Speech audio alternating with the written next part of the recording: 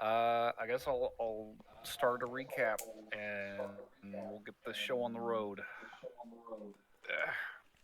We avoided a deal with one pirate king and ended up with an even deeper deal with another pirate king. It's all Yeah, fine. The basically. usual. Oh, and Dolores 3 for 7.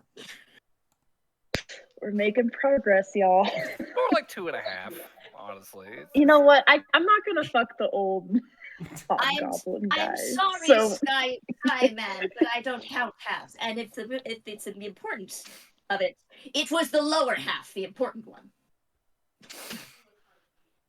he was hunky. I think the hobgoblin was hunky. I think very old and withered. I almost called you Sky Daddy because of something from my other campaign. Excuse me. Two of the players in another group that I'm in calls the DM Sky Daddy. I wish you did. I'll forever call Jacob Sky Daddy now. Hi, Sky Daddy. Please don't kill us, Sky Daddy. Sky May I Daddy have advantage on this? is sad. Can I please have an advantage on this saving throw, Sky Daddy? Ooh. Oh man, that's a quick way to go to disadvantage, right? That's a quick way to just die instantly. You have a heart attack. Congratulations. Death save, please. All right. Recap. You guys basically covered it though. Yeah. Last time Renascence, in an effort to reach Lord Ranzal Bloodbeard, you guys had planned to earn the trust of Stephen Pythe, one of Bloodbeard's allies on the island, by blackmailing Hinmore Segan. There's a whole break-in planned. You guys are going to do some shit. It's going to be great. But some complications arose with the discovery of a spy in Pythe's employ. And Segan reached out to the party hoping to parlay. You guys agreed to meet him at an opera showing that weekend. And after putting yourself together, you guys met Segan in his private box at the Ambition Assembly Hall, and the two groups very warily began to feel each other out. Segan obviously didn't want to be robbed, and you guys made a point that you did not want to be involved in any politics. You're just trying to get John in contact with his estranged father. And after some back and forth, you guys reached a very tentative agreement. Segan would forge some incriminating documents for you guys, foregoing the break in. And in exchange, he asked that you retrieve a prisoner named Derek Lugo from Razorbrig prison. A political prisoner Mhm. of some kind. Of a sort, yeah. So after hammering out the details, you guys finished the show, went back to the Royal Colonial, and were greeted by a very excited Pythe, who had a new plan. He was going to stir up some shit in Beddingwitch and fake your deaths by murdering 5 people in your hotel room and then You disposing of the said he bodies. was going to. He kind of did it already. He already did. This was his plan, and in so doing, convince Segan that he had a new plan, when in fact he fully intended to carry out the old plan, which was to send you guys to Crazewood to break into his house. So you guys decided, let's leave town tonight. Definitely going to Crazewood. Sure thing, Stephen. And collected your things from your hotel room and set off for Razorbrig, planning to claim that your time away from town was spent on a break-in. So last session we ended at midnight on the 40th of Urizen as the party made camp just off the dirt road winding through the hills from Beddingwitch towards Razorbrig. Oh, and if he asks why we walked out of town the wrong way, just say you were following me. I have a terrible sense of direction. So you guys went out the right way. We'll just settle that. You went out the west gate. Excuse me. Fuck. That's gonna be like a fucking 2 months of recordings like that. No, you guys are good. You left the right direction and then just kind of skirted the edge of town north along a dirt path and are now heading for the prison. So, are there any more questions before we get started? How long till we get there? Nope. It is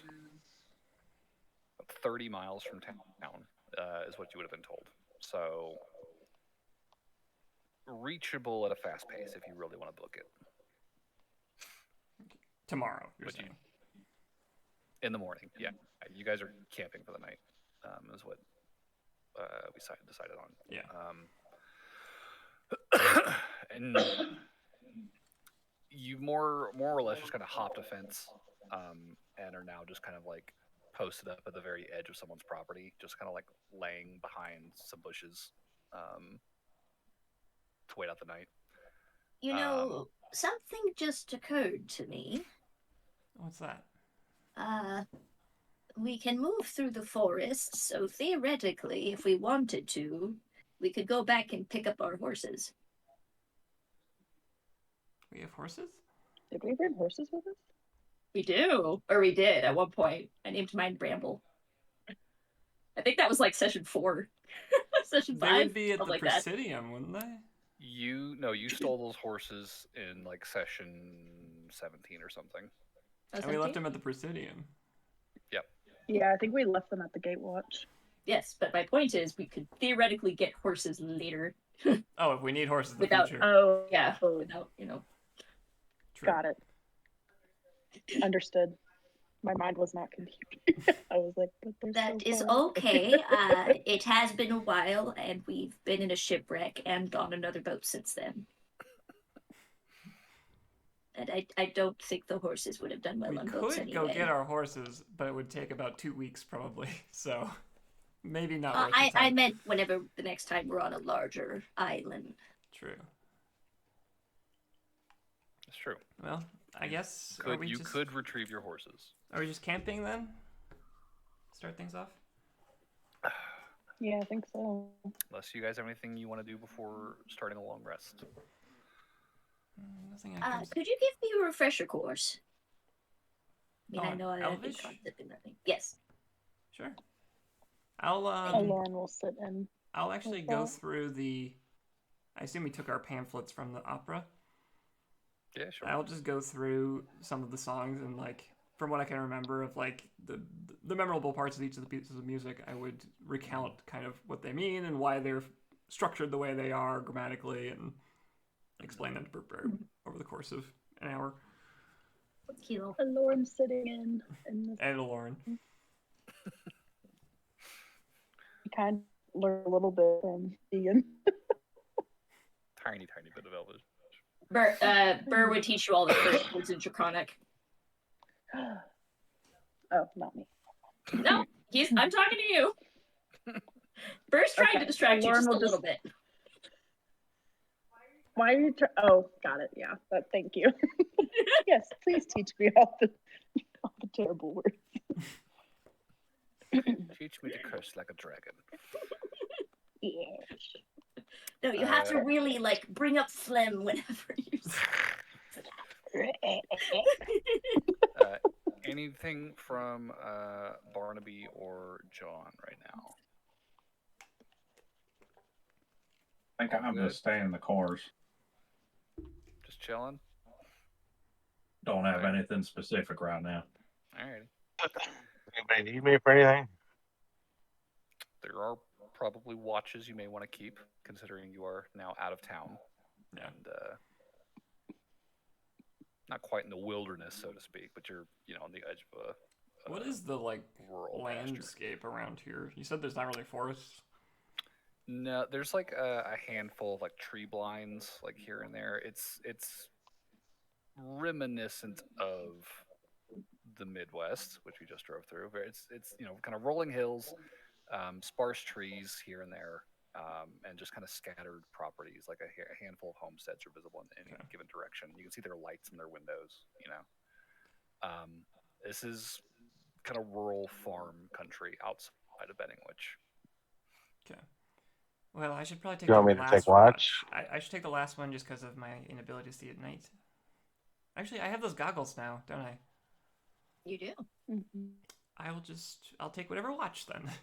Since it doesn't matter I anymore. guess John will take first watch. I'll take one of the later ones. The sun gets in my eyes. Okay. I can take one of the earlier watches. Sounds like John, Lauren, Noel, Burberry, probably. Then why don't you guys each give me a perception check? And I don't have to roll with disadvantage. Oh, natural 20. Hey. Nice. 14. It 14, was a 9 plus 9, so 18. 18. Good checks. 17. Good checks. Okay, cool. Solid checks. So first watch with John. God. Keeping watch. It is a quiet, cool night. Even a couple hours outside of Beddingwitch, you can still smell the ocean sort of washing in on a breeze from off the coast. And it is dead quiet during those 2 hours. Over the course of the second watch, there's maybe a handful of bats that flitter overhead at one point, and maybe the distant barking of a dog. But again, quiet, undisturbed. You guys can hunker down in this field and just continue to sleep. Watch 3 approaches, the sky begins to lighten. Still no disturbance. And by the end of the long rest, sun fully risen now. Whoever's keeping that last watch just kind of standing vigil while the rest of the party gets what sleep they can before you guys all awaken, break camp, or really just kind of pack up your bags and get yourselves ready to set off again. So, morning of the 41st.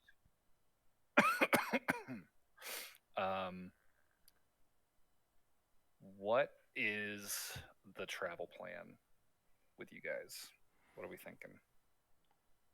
How fast? How are we ordering it? I feel like we probably are safe to travel fast today.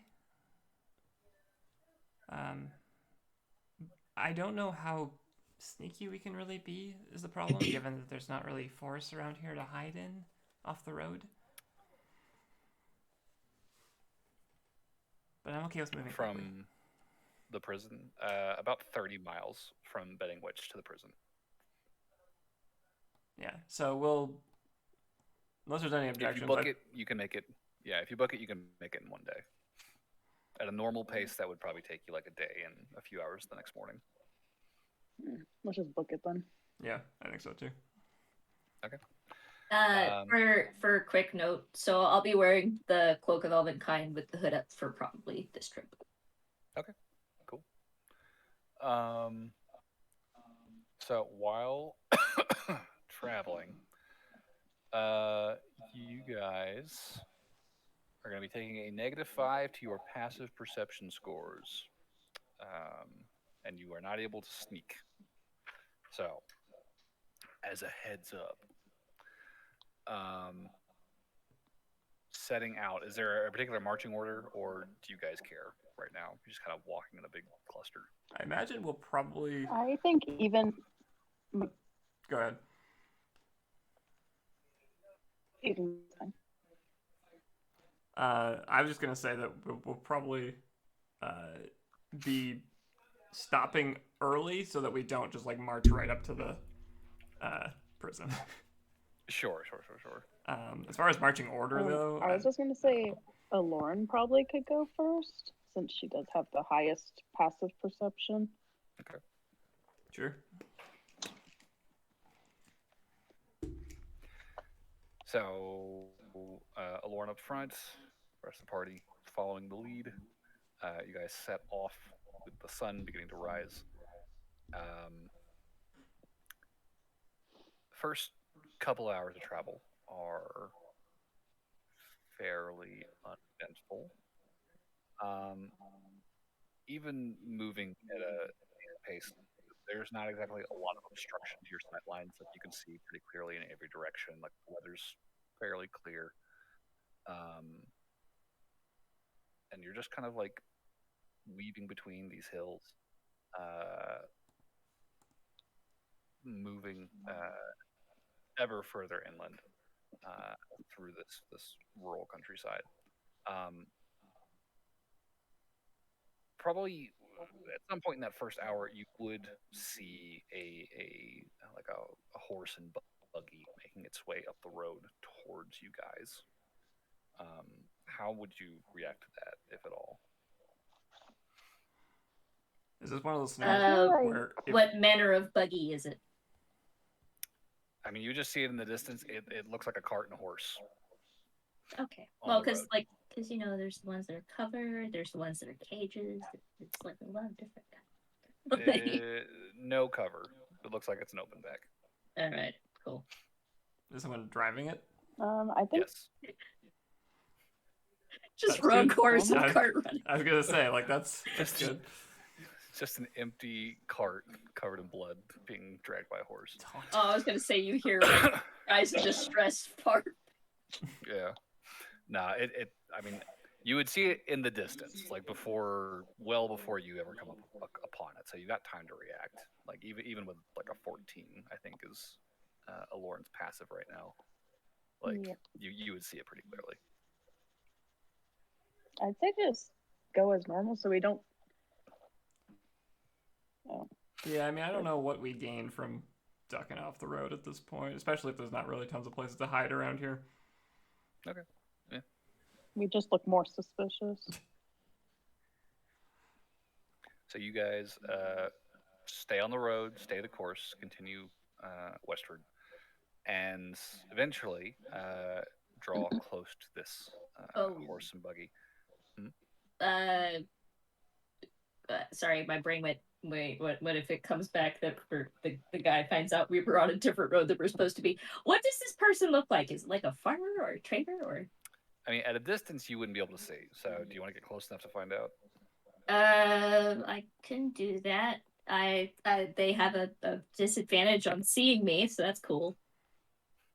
You are just standing out on the road. Right No, that's the cloak does that. When you get advantage on, or is it disadvantage on perception checks to find you when you're hidden? Cloak of Elven Kind. It just says checks made to see you. Have disadvantage, and you have advantage on dexterity stealth checks made to hide as a cloak's color shift to camouflage you. Okay, you specifically may not be noticed just standing out in the open. I'm Walk yellow behind colored John. like. So, are you asking to like walk ahead of the party to try and scope this person out? If that's all right with everyone. Sure. Yeah, that's fine. Right.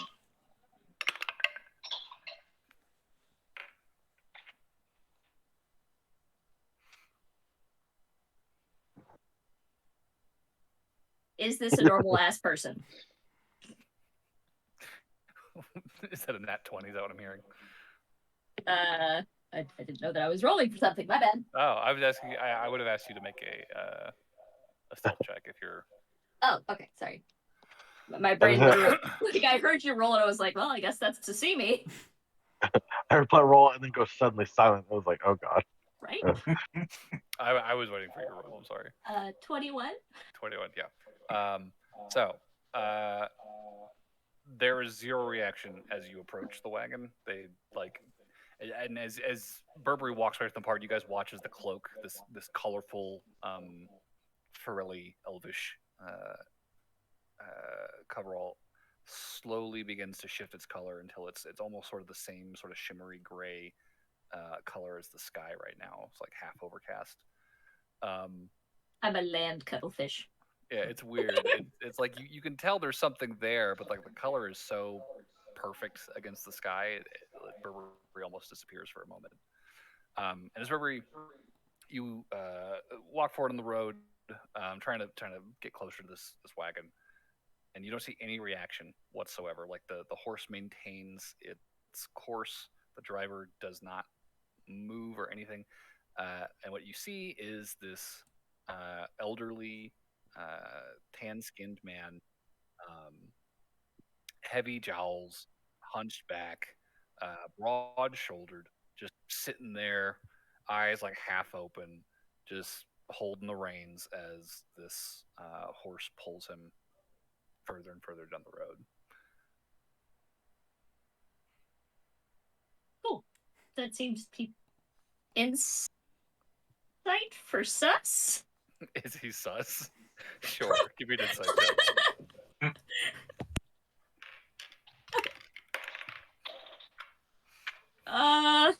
20. This man looks like he is barely awake. Yeah, And seems fine. he is just so not in the mood to be making the trip today, but he's got business of some kind. He is just doggedly just stare, like 1,000-yard stare into the distance. Seems fine. I'll wait for the party to catch up. What can I say? Dealing with pirate lords and cartels has made me just a little bit paranoid for some reason. That's fair. So party reconvening, and you convey this to them. You guys continue onwards, and as you guys sort of draw level with this cart, you'll see the old man just kind of glance over you. Morning. Hits the horse one more time with the reins and just continue trucking forward. No further acknowledgement beyond that. Onward. Onwards. Over the course of your second hour, you would see in the distance there is a couple of folks eventually towards the end of that hour, sort of making their way down the road again towards you, towards Betting Witch. Same approach here? Yeah. Okay, sure. It's fine. Go ahead and give me the roll. Rolls. I'm also rolling for sus. Okay, so for cloakery, we got a 15. Okay. Or no, wait. Do I have advantage? Is that one advantage? Or is new? Because I guess I'm not.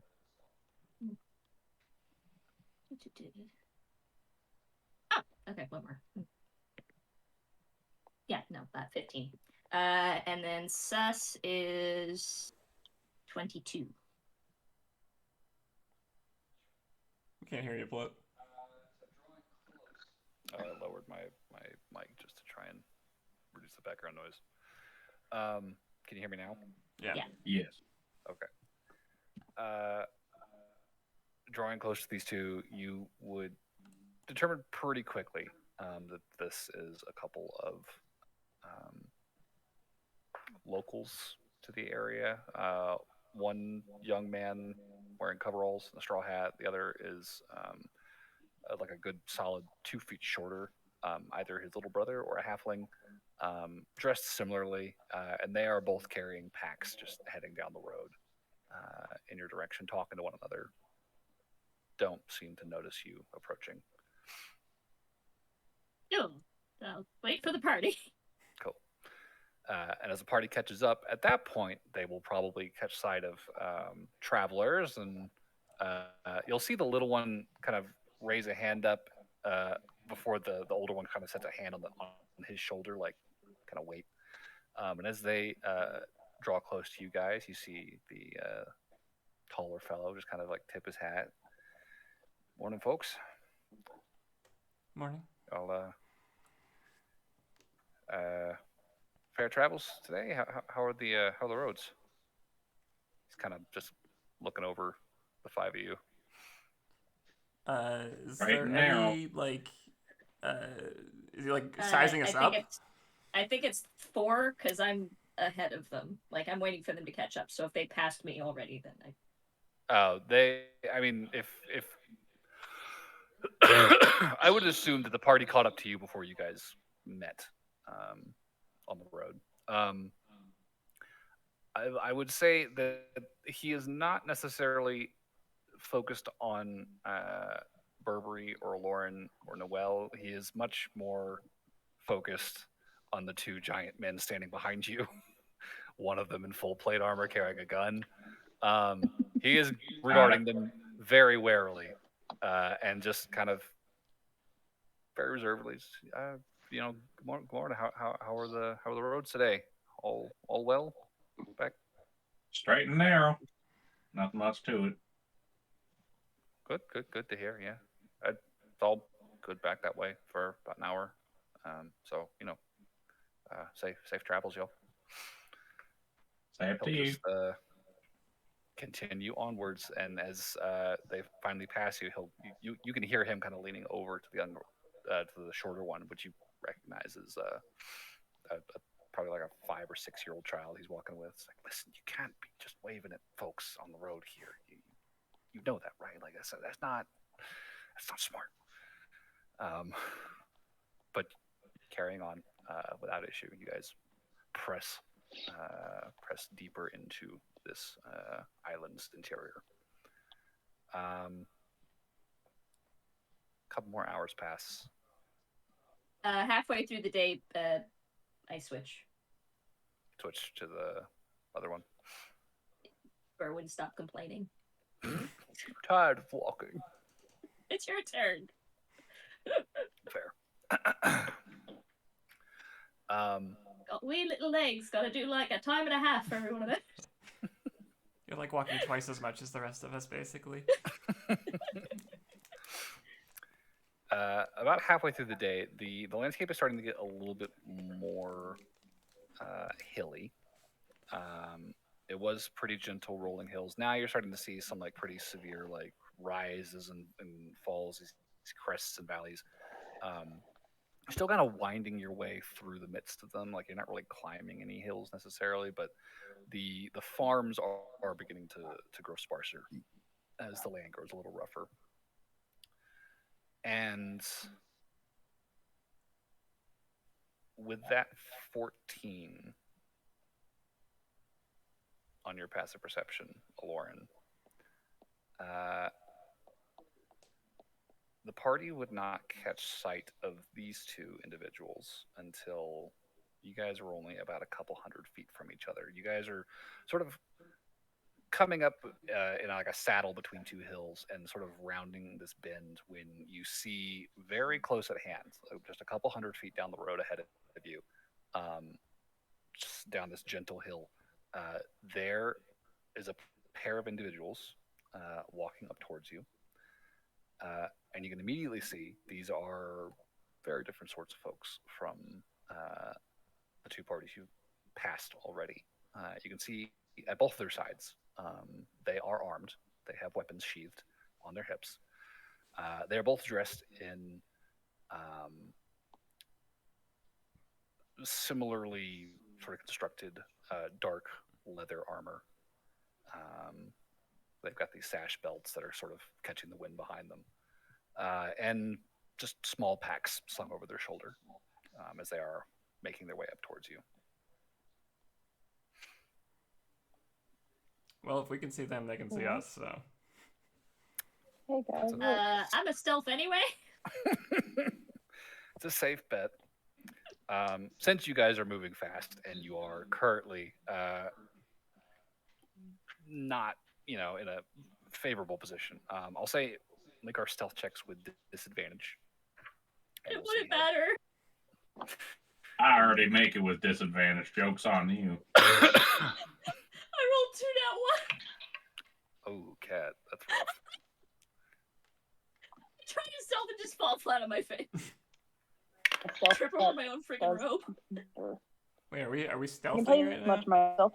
If you want to try and like Wouldn't they just backpedal watch and us take all cover like, somewhere. duck off into the grass? This is like a split second. You guys kind of like come up over this saddle and like you didn't hear them in advance. You just now are like seeing like as you're coming up over this ridge-ish situation, and now looking down ahead of you, you can see that there are two guys walking up the road, and they're a lot closer than is comfortable really. So you got that split second.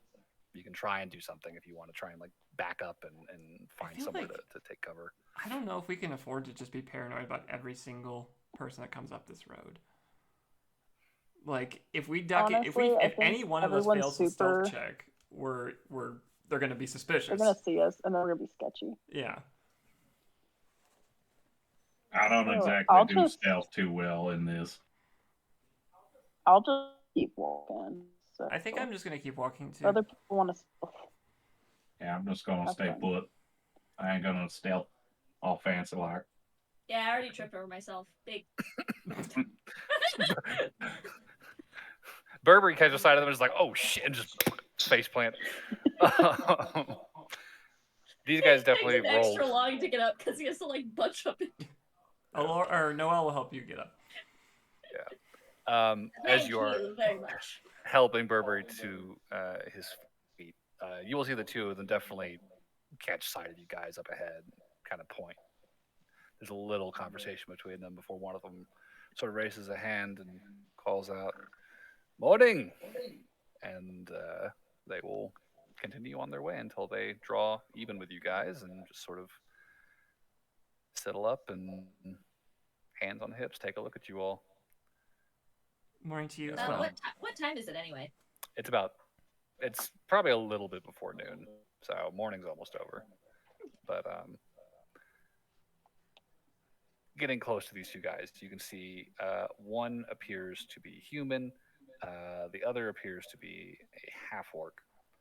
And as I said, both of them have swords at their hips. You can also see that they're carrying crossbows on their back, alongside their packs, and small quivers on their opposite hips. The dark leathers, the sashes, almost like a uniform, although you can see the clothing underneath is clearly like just kind of personal, whatever tunics they had. They very bemusedly kind of take the five of you in.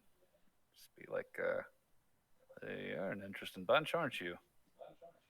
What brings you out this far? It's not much out in these boonies, is there?" We're actually new to the island. Just came here not too long ago. New, huh? Yes. Well, there's not much out this way, truth be told. You're you heading for Crazewood, Stormstown, maybe? Sorry, You just to mean there's clarify. not buffalo that way? Which way I'm disappointed. are we going? We're going west? Yeah. Okay.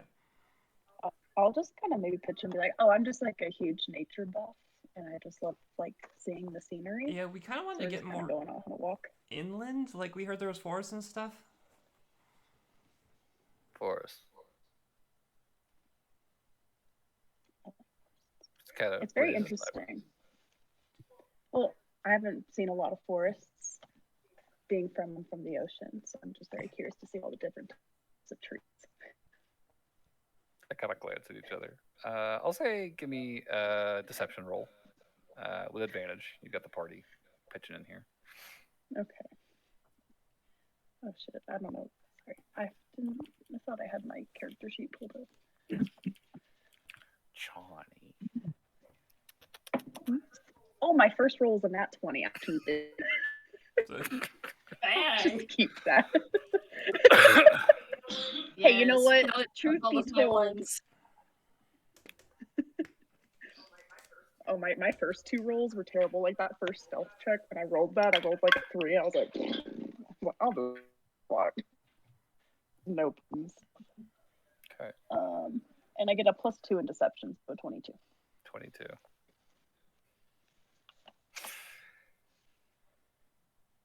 You see the half orc kind of nod understandingly momentarily. He's like, "Yeah, I guess you wouldn't, would you, huh?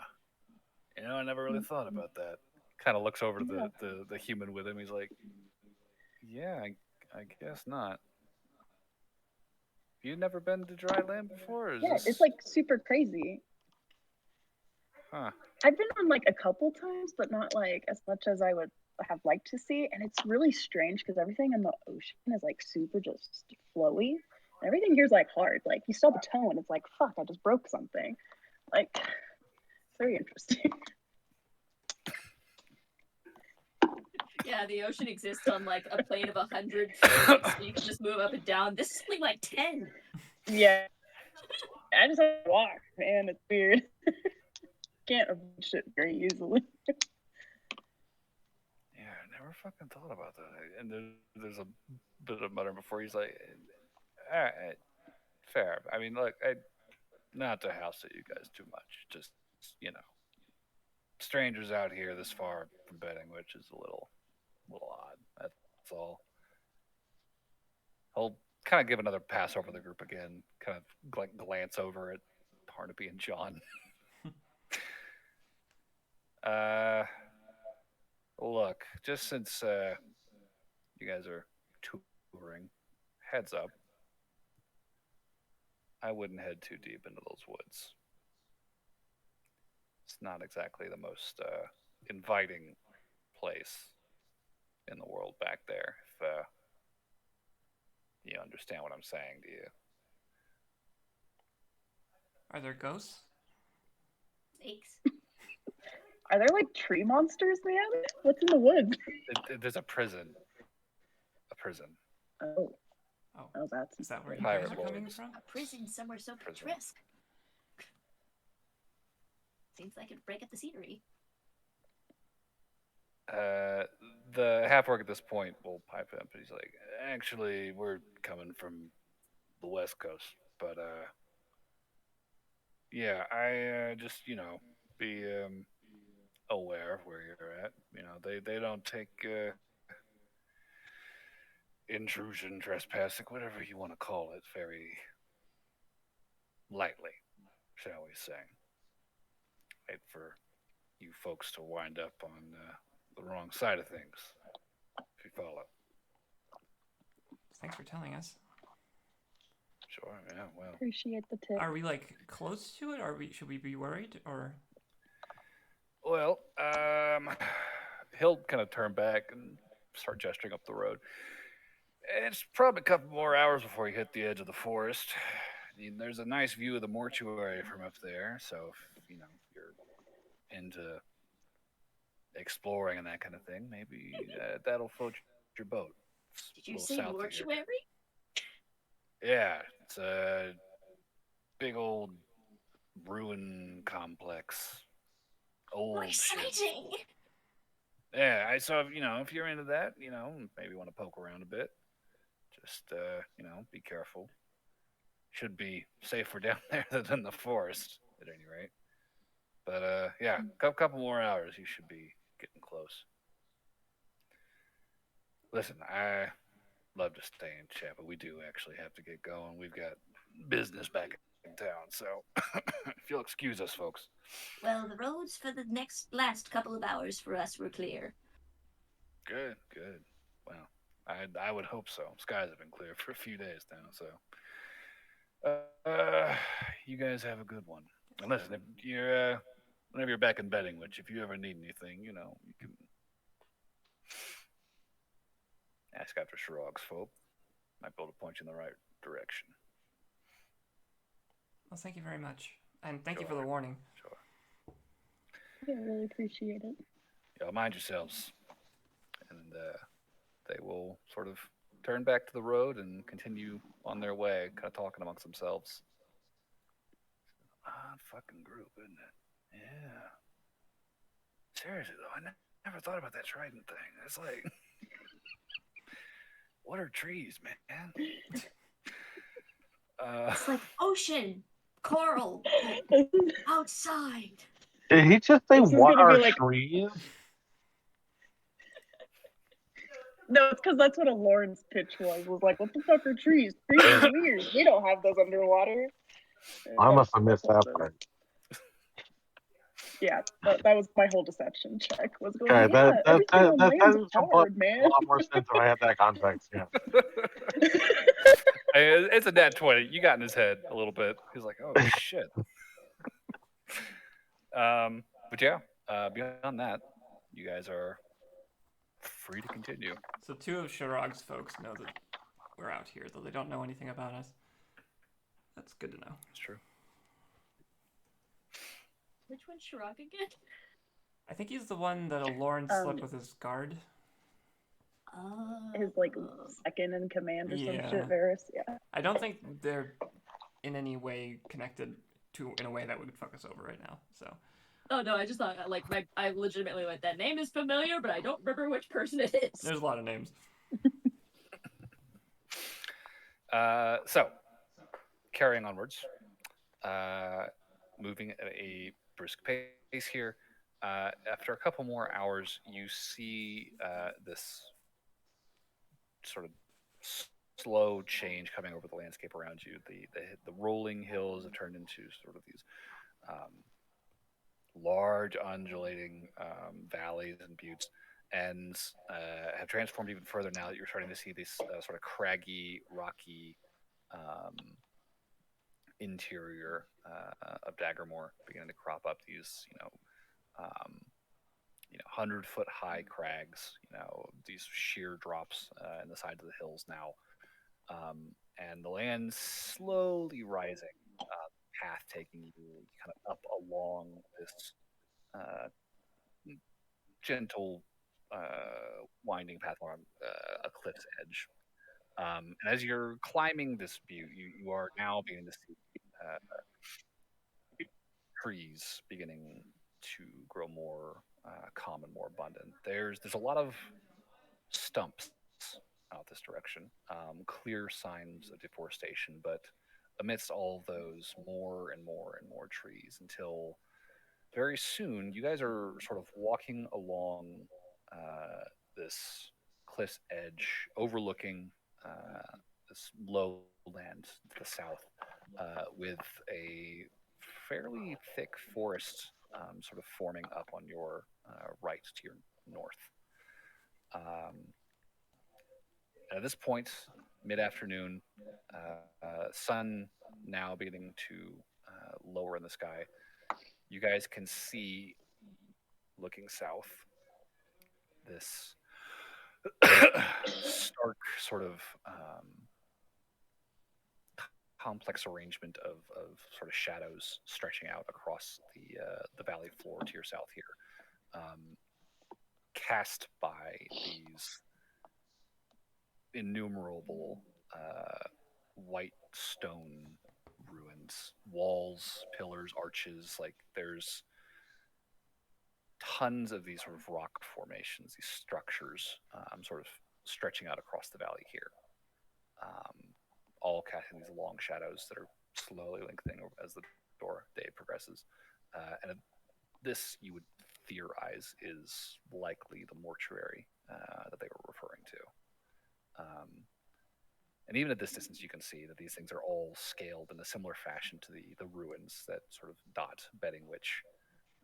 All of these seem to be built to cater to creatures the size of ancient dragons.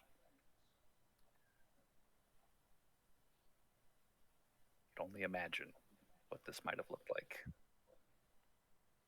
thousands and thousands of years ago. Probably a lot Does it less look like it crumbly. might have had a basement at some point? Hard to say at this distance. These are several miles away, but there's probably some underground component to all of that down there. The likelihood of it having a library is equal to the likelihood of a library existing. I know you're excited, like yourself. Gurberry, but we probably should keep moving. Oh, we can't. But there could.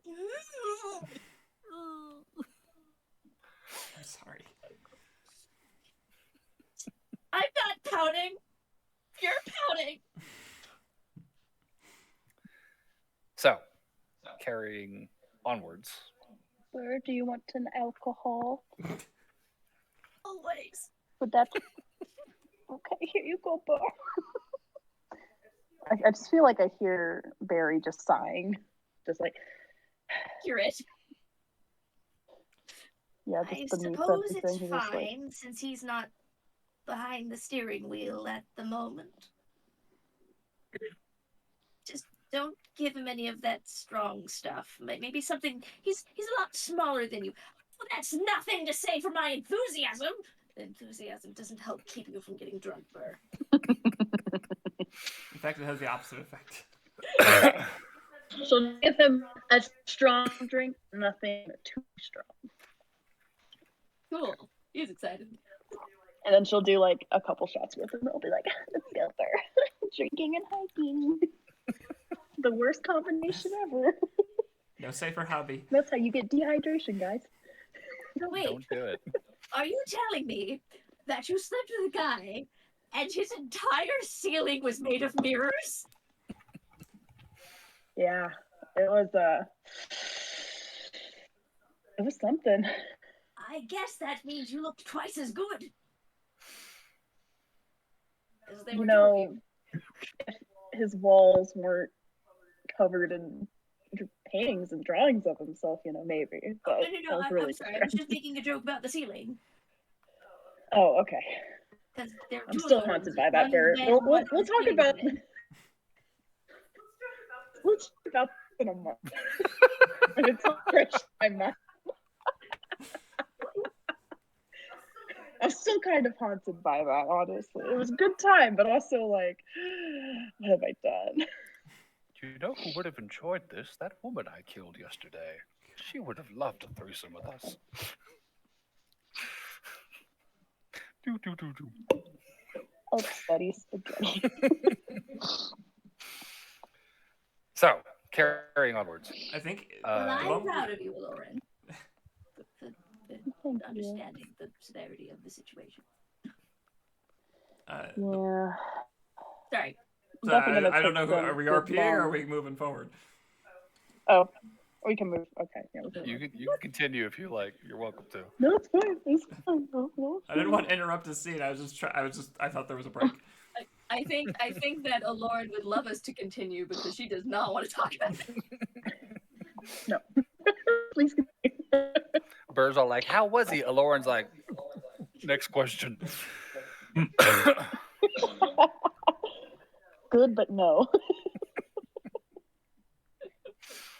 So, carrying onwards as the day continues, eventually this path sort of bends away from this cliff and begins to angle slightly more northward, taking you directly into the forest here. Okay. I think that's probably where we'd slow down and start stealthing once we saw any signs of anything like recent travel on this road or any sounds we hear in the distance of people or anything. I mean, you could make a perception check. Yeah. I'll do perception. 20 total. 11 plus 9. 20. Okay. Oh, 2 20s.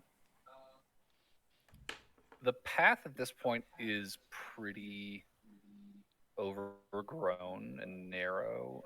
It does not look like this road is used frequently.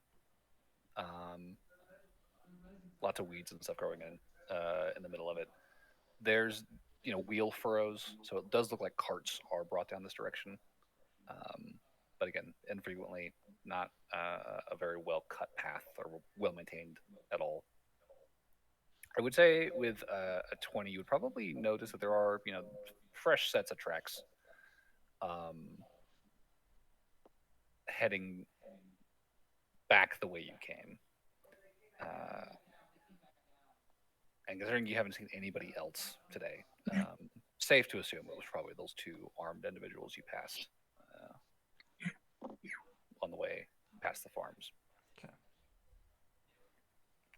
At this point, though, it is relatively quiet. You can hear birds, other wild animals, in the distance, going about their wild lives in the forest, doing whatever they do. But no sounds of other travelers necessarily. Just all this nature, all these beautiful trees and shrubs, vines and ivies. It's quite scenic. Sun's filtering down through the canopy. The nice. air's got like a nice woody scent to it. It's I funny. miss the ocean. I'm a little disappointed. I convinced myself somewhere along the way that we might see a buffalo, even though I know that's not true, and we didn't see a buffalo, and I'm upset. Yeah, A buffalo what? I don't think I'm buffalo. A buffalo. Buffalo. Do they live on islands? They live in vast expanses of how huge tracts of land. Yes, those. Buffalo love huge tracts of land. Carrying onwards at a normal pace, I assume, slowing yourselves down. Sure. Next couple of hours pass more slowly than before. You guys are being cautious, keeping an eye out. You do begin to see signs of human activity out in the woods. Periodically, you begin to see these sort of barren signposts that have just been kind of staked into the ground. 5 foot tall wooden, just like markers driven into the dirt. You begin to see these very faint footpaths sort of cutting across the road in and out of the brush, sort of intersecting it and then kind of vanishing into the trees. And here and there, you're beginning to see, a bottle broken on the ground. Here, a lost glove, a shoe, various bits and bobs that may have fallen out of carts or packs, been lost in transit. Beginning to see signs of human activity in the area. And as you guys are sort of stopping to sort of take stock, look around, Alorn, with your stupidly high passive perception, you would very distantly hear the sounds of voices and footsteps. This seems like a time to hide. Hide, everyone, hide. Do we have Pass Without a Trace today or no? I can cast Pass Without a Trace This might right be now. a good time for it. Okay, Yeah, I'll cast that. sure. Yeah. So everybody gets a +10. And we will dart into the woods.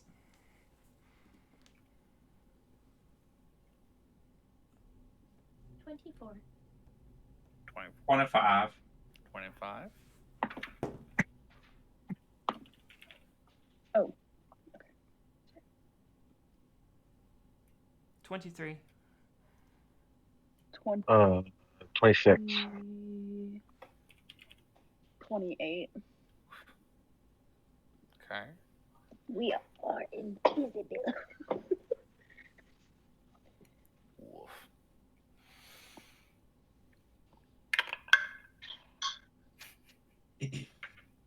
Okay.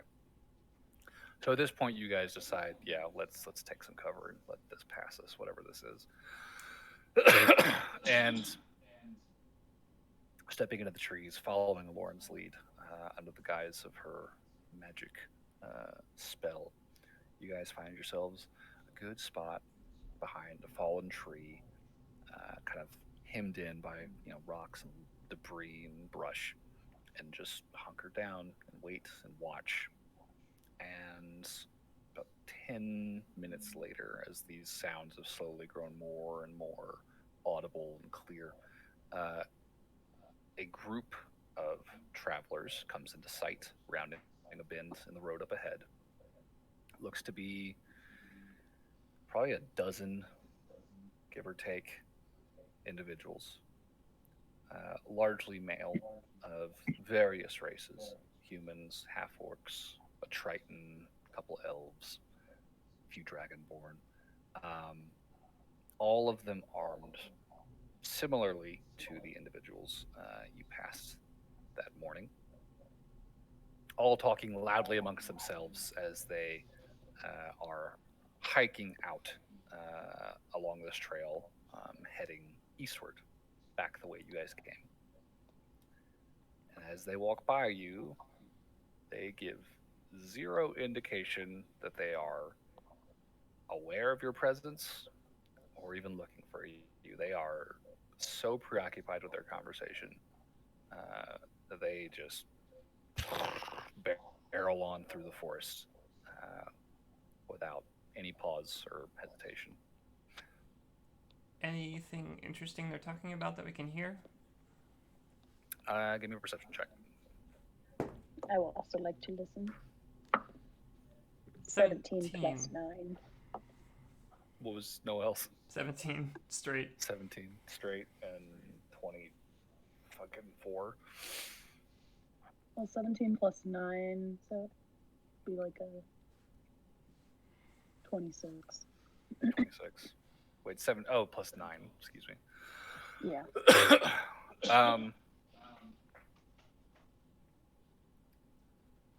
There's several conversations happening at once. So you pick out, bits and pieces. Here's, one guy is saying, the first thing I'm doing when we get back to bed, which I'm getting a fucking beer and find me a fucking lass. I'm going to find myself somewhere nice to spend the night. He's like, yeah, bro, that sounds good. That sounds good.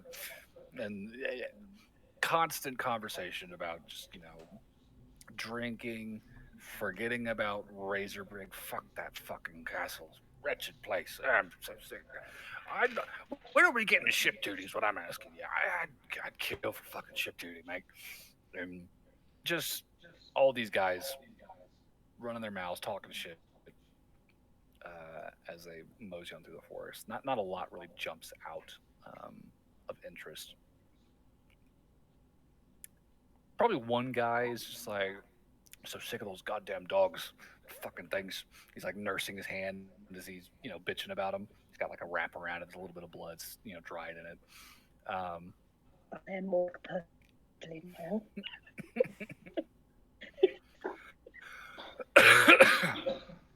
But yeah, beyond that, it's mostly just a lot of grousing and rabble rousing as they're sounds like they're leaving their shift for the week.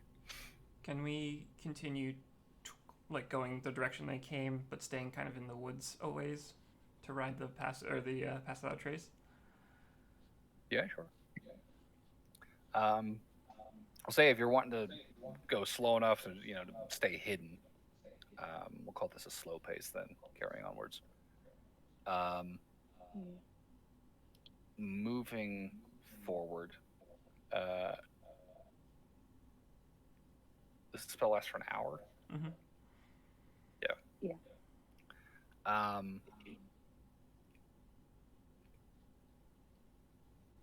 There comes a point where you again hear the sound of movement up ahead. And thanks to this spell, you guys are, barely making any noise, barely making, affecting the brush as you walk past. Like you're practically not even there. And you hear this up ahead, sounds of footsteps, much quieter, no voices, just footsteps and brush shifting. You guys hunker down and look out through the trees, and the light at this point is starting to dim, so you can just barely sort of make out this pair of figures sort of moving through the twilight and the brush. A couple 100 feet up ahead, just kind of barely visible through the branches and the bushes. And it looks like they are, accompanied by a dog who is, out ahead of them on a lead, head down, just kind of constantly just sniffing around. And they're just kind of walking quietly, looking around through the forest.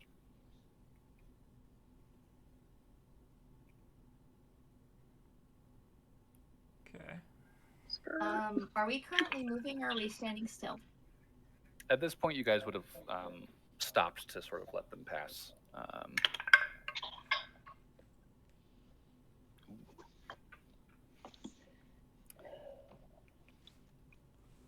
There is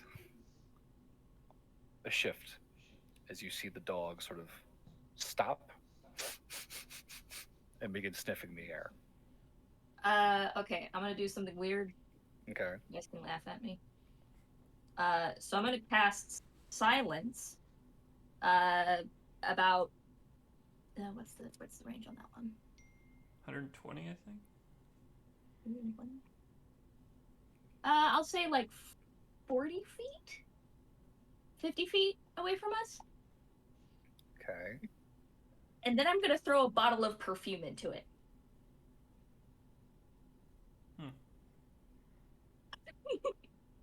looks stanky. 50 feet from you, and you're gonna throw perfume. Yes. Like, 13. Okay. So these guys, a couple 100 feet out, you see the dog sort of stop and start sniffing the air. You see the two guys kind of considering it.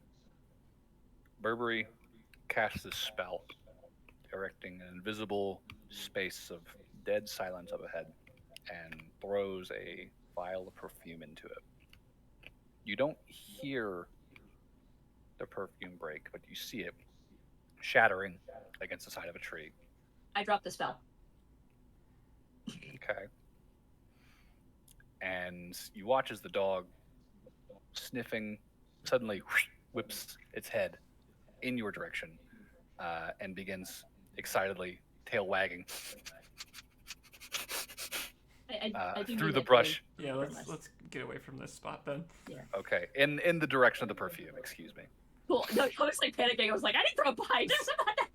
Well, you said up ahead of us, and I was like, okay, so between Alright, you no, I'm and not like them. off to like the side, like side. in not us direction.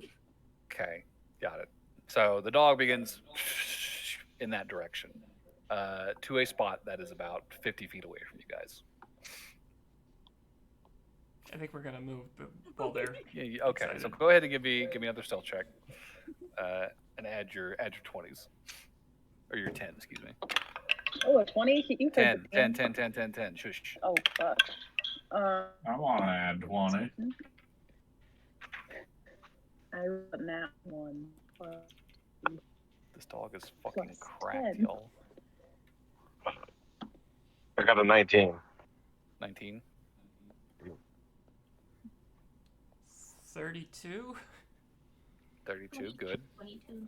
Oh, 22, God. good. Barnaby. 19 as well. Not my best work. And Noel, and so Lawrence was like a 11? 13, and Noel was 32. 32. Oh, wait, no. Okay, Thank you, 32, 20 something. Burberry, was yours a teen? No.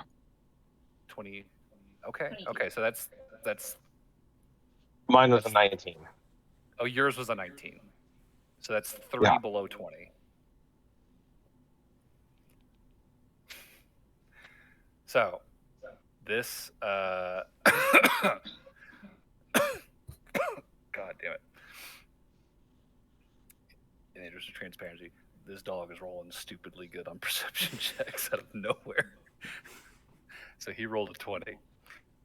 And as he is approaching this perfume bottle, and you guys are sort of starting to relocate, shifting positions, the dog reaches the perfume and then again, whoosh, like whips his head away from it, sniffing again in your direction. Does not seem as though the perfume was enough to stop him or deter him. And you see the guards are like, "What is it, boy? What's going on? What do you smell?" And they're like reaching for weapons. It does not seem as though they see you at this stage, but the dog does seem to be aware that there's somebody here. So what are you guys doing? It's a good question. Don't make me shoot a dog down. You know, we might You know, need Barnaby. guard uniforms Might to get into need this to. place. Just saying. That is true. Do we want to pull them here? Because I can do that. You Pull really the what? need me. Y'all have got like seconds because this dog is now like coming through the brush with the guards behind him. Okay. And they, John and Barnaby should prepare an ambush. Oh, I'm wait, gonna cast. Lauren could turn into the dog as a distraction. turn into a dog. Into one of the guard dogs. While Can you turn into a figure dog in out- the heat? I mean, it's a Lauren. She's. Sorry.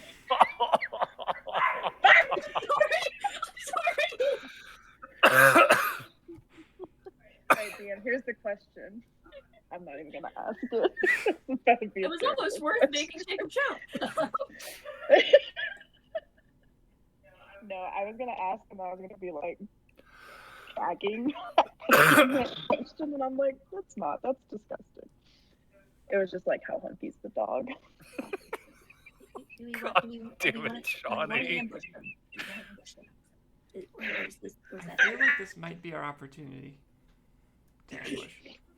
Let's just ambush them. Okay. Noelle's gonna cast yeah. Hypnotic Pattern. Oh, okay, that works too. Okay. Oh I can say God. spells for that. And now I have So- a question. If we're gonna ambush them, is there a tree I can get in? I mean, we're There are literally trees just- everywhere. You guys have seconds right now because this dog is closing distance with you guys with these guards behind them.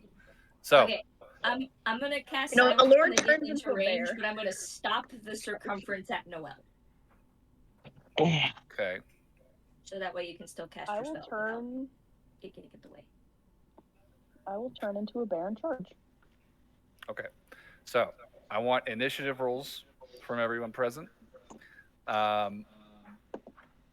The dog being aware that there is somebody here is not surprise, but there is the two guys here who don't know or sense anything. They're following the dog's lead. So roll good, pull this ambush off, and you're set. Otherwise, we're in for a fight. Okay. I'm gonna use my inspiration for this roll because that was garbage. All right. Me too. I am also gonna use It's my my third inspiration. at one. 24 for initiative.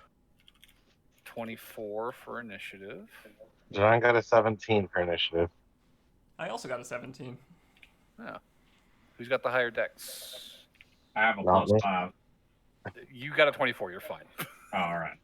You I I think I I, have a got the 17. 15. I think I do. I've got an 18 dex I for. rolled a fourth at one. Okay. What? Berber's going last. A That's 4. twice. I was like, okay, that's fine. I have advantage rolls once, twice. Jesus. Oof. Aloran. 3. Oof. Is that with I your rolled a bonus? nat one. With like my +2. Oh yeah, okay, And it's then just plus 2. initiative? Gotcha. Yeah. Okay. So, oh wait. Wow, we would have all rolled really garbage if we didn't use our inspiration. I guess except for Barnaby. Speak for yourself. I'm ready. Ready to kill a dog. I'm ready to scare a dog, not to kill a dog. Do I smell dog meat? No. Okay, so the dog got that, and these guys got. Okay. So that is.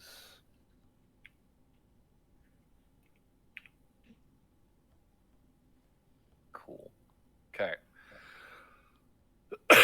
So, Barnaby is at the top of the order. What do you want to do?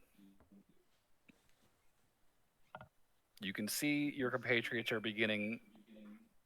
just beginning to cast spells and invoke their druidic powers, and it's like time has slowed down. You are like in bullet time right now, like watching as this dog draws closer. Do you want to react, or do you want to allow your friends to take their actions first? Like, what's your play here? I wanna. I wanna take some of my spices and throw it at the dog. Pocket spice.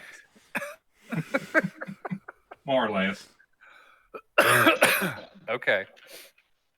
So, kind of whipping out from behind a tree, Barnaby fucking whoosh, throws a handful of his spiciest spices in the direction of the dog.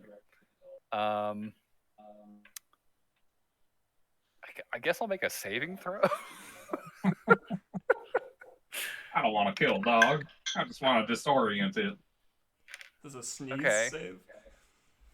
I don't know. I like. I don't even know what the DC should be. Well, it is pretty spicy.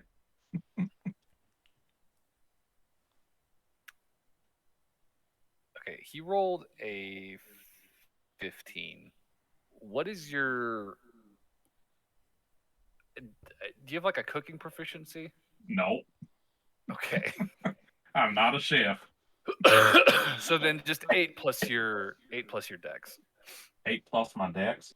Yeah, That makes it 13. 13. Okay. So dog rolled a 15.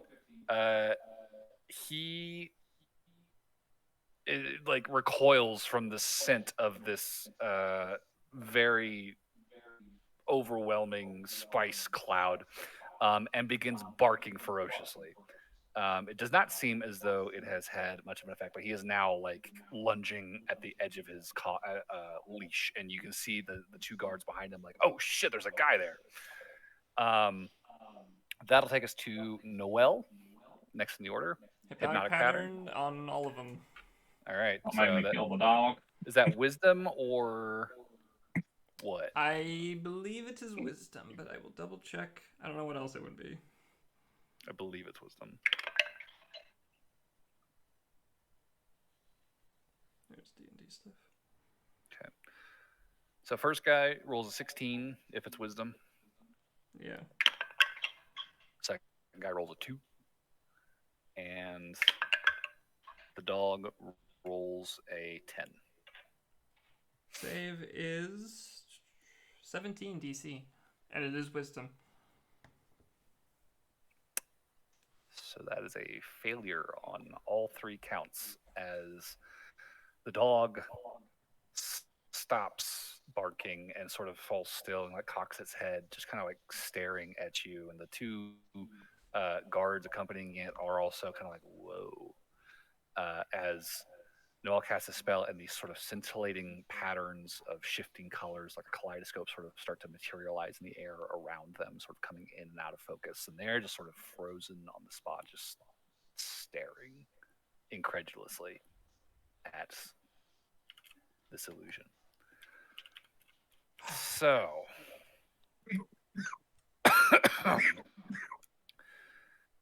they are currently charmed. While charmed, they are incapacitated, and they have a speed of 0.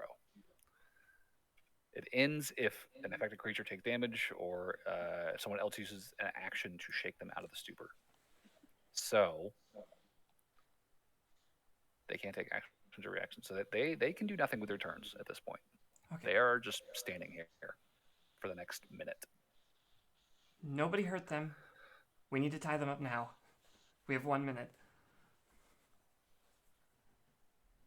Bet. We've got rope for days. Okay. Oh, I also gag them. Yes.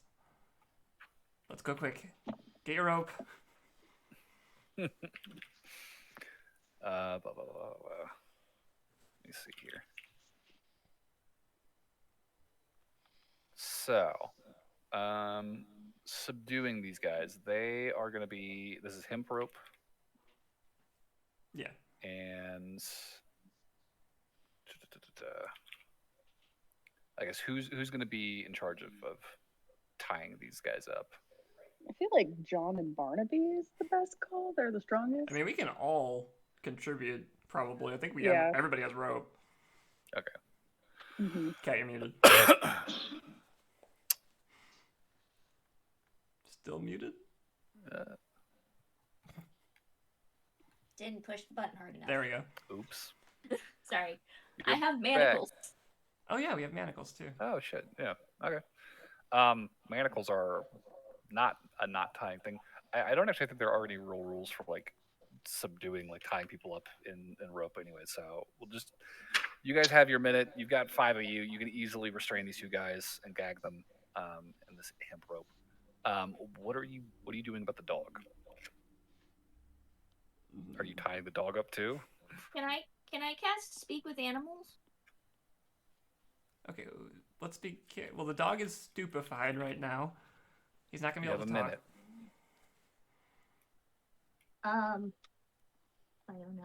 Like, You could cast it if you wanted. Although I don't think that's a cleric spell. It is. Is it? Yeah. I don't have animal friendship, but I do have speak with animals. How did you get speak with animals? Is it a Another Tasha's one of thing? my lists is weird. Burberry, how did you get speak with animal? Ba-da-ba-ba-ba-bum. That's a I thought first level. Yeah, I thought I'd managed to get all the ones that I wasn't supposed to have out of there. I think that might be a subclass specific one then. Yeah, but I'm looking. Let me see. Damn you, Wikidot. Subclass is nature cleric. Yep, that's where it came from. Okay, well, I'll go Oh, ahead and yeah. put that in red and never mind. Again, I'm sorry. I thought I got them all. No, you're good. You're good.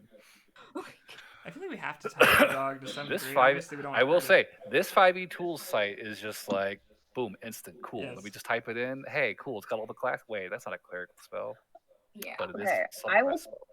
Mhm.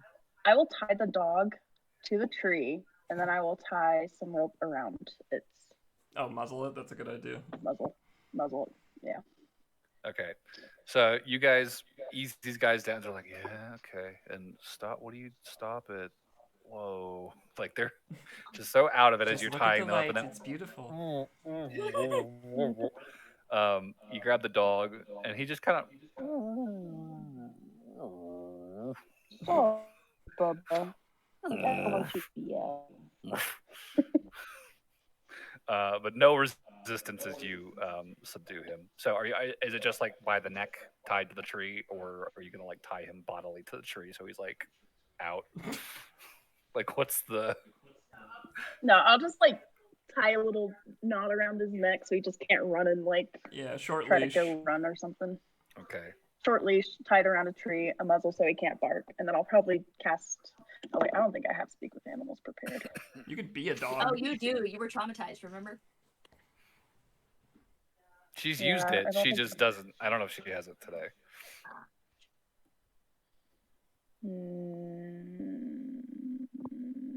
Nope. I do not. I give it a squid sickle. Before or after the muzzle? It can still lick it through the muzzle. There is like a half-heart like through the rope, trying to get to the squid. The dog also kind of was like in reaction to tasting it. Oh. Not sure if he likes squid sickle. Boo. Does he get to roll a d20? As we all We'll have. find out. And he just kind of half-heartedly just like starts pawing at his nose like no. Poor Paul. Does he like rations? Maybe. I offer rations. And again, half-heartedly starts kind of licking through the binding. And you can see the drool starting to kind of pool like the corners of the mouth. Definitely down with rations. At this point, it's been about a minute. Hypnotic pattern will have worn off, and you will see the two guards sort of coming to, looking at each other, realizing what's happened, and that the rest of you like. And the dog, kind of hearing that, kind of like whips its head over and is like. It starts kind of jumping and bounding at you guys, kind of just waving its stubby legs. As ferociously as he can manage. Are these guys, so now that we've got a moment to look at them, are they like full plate mail armor type setup here? Fuck no. Oh. Oh, guys. These guys are walking around in like a leather cuirass, like real basic armor. They've got similar armaments to the guys you saw earlier, swords and crossbows. But one of them is this fairly tall, half-orcish fellow. He's got like this buzzed haircut and like a ring through his lip and a scar over an eye. The other guy is this pretty broad-shouldered Triton-looking fellow. But they're both dressed in similar garb, just kind of rough clothes underneath the armor and armaments. And then the dog is just a dog with a collar and a leash. Could we have disarmed them before we tied them up, just to make sure they don't have Yeah. their weapons on hand? Yeah, that's fine. So they are currently bound to each other. Just the dog's barking as best it can, muffled through Barnaby, John, do you the guys binding. think you could lift these guys up? We can carry them deeper into the forest so we're not so close to the road. Yeah, I can do that. I'm gonna pick up the pup. He looks like a cuddly type. Well, you should probably carry one of the He's like- people. I'll grab both of John will grab both of the people. I guess I didn't think about that. Can Aloran try to like comfort the dog with her druidness? Give me an animal handling check. Okay. If you're druid bad at think animal so. handling, are you even a druid? Yay! I rolled a 19 plus 3. Okay. Yeah, you take hold of the dog's lead and trying to kind of coax it to calm down. You do see its attention begin to sort of split between you and its owners, and the two guards begin to very angry at the dog. But all the while, you're just like, it's okay, you're a good boy. That's right. Come on, let's go fight Little somewhere nice. nibbles of rations. Yeah, and Yeah, I'll start like feeding him. I'm like, you're such a good flipper, aren't you? And I just like, you can petting definitely him. see some like confusion as he's like, oh, but my people, oh, but food, but people, but muzzle, and there's definitely like a lessening of the hostility there. Like he definitely starts to get less aggressive and more controllable. So you would be able to walk him at this stage if you wanted to, holding the lead. So I think we're gonna stealth deeper into the forest, a little ways, just to get out of earshot of the road. sure. Also, give me another stealth check then in the party. What's that? 25. 30. 25, 30. Assuming we still have Pass Without Trace for a little bit longer. 28. Ooh. 28.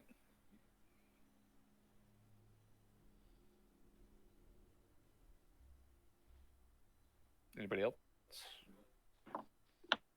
What did you say it was? I didn't hear anything. Stealth check. Oh, that one. All right. 31, 21, 31. 31. 1 of 7. Nice. There's our good stealth checks. Damn. Yeah, you guys find yourselves a solid spot, a good distance from the road.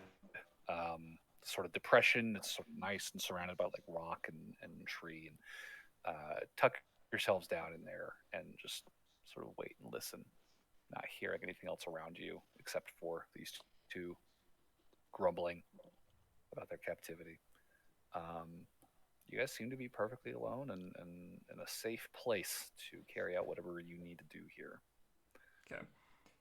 I'll go up to the two guards we have. And say, okay, we are well without of earshot of the road, so if I lower your gags, you're not going to yell, right? I need a nod.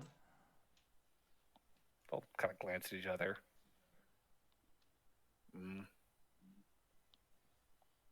Inside check. Give me an insight check. Oh, I'm down for that sickness. I rolled garbage, so please, whoever wishes to roll, please do. I rolled a little on that one. I put in. I got an 8 plus 6, so 14, yeah, not great, but 15. Yeah, they lying. do you see our big friends over here? If you yell, it'll be a very, very quick bye-bye. They can do a lot more than just carry people. Yeah. I I can mean, carry did you dogs. see how easily he carried 2? I'm just saying. Well, not so a much for necessity. bribery. I'll say, give me an intimidation check. I don't know what we're gonna do. Whom do you Well, wish to roll fine. that? Oh, One of you. Somebody. I got a I think I could 16 do plus that. 2, so 18. 18? Okay. Oh, that works. Oh, sorry. I was the one talking, so I figured that would make sense. They follow your gesture and lock eyes with John and Barnaby. And there's definitely a moment of contemplation there. They just stare up at these two towering giants. You see one of them visibly swallows. They look back at each other, and they just turn back to you and nod. See, it wasn't so much easier. Okay, cool. I guess Lauren will take off one of their gags. Yeah, I'll get the other one. Which one? There's a half orc and a triton. Or both of them? Okay. The gags come off, and immediately the triton speaks up. You lot are making a huge mistake. Why that? As soon as the lords find out what's going on here, they're going to be pissed. And everyone in Beddingwich is going to be looking for you lot. The Lord of Oh what? no. I'm trembling in my boots. I don't even wear boots.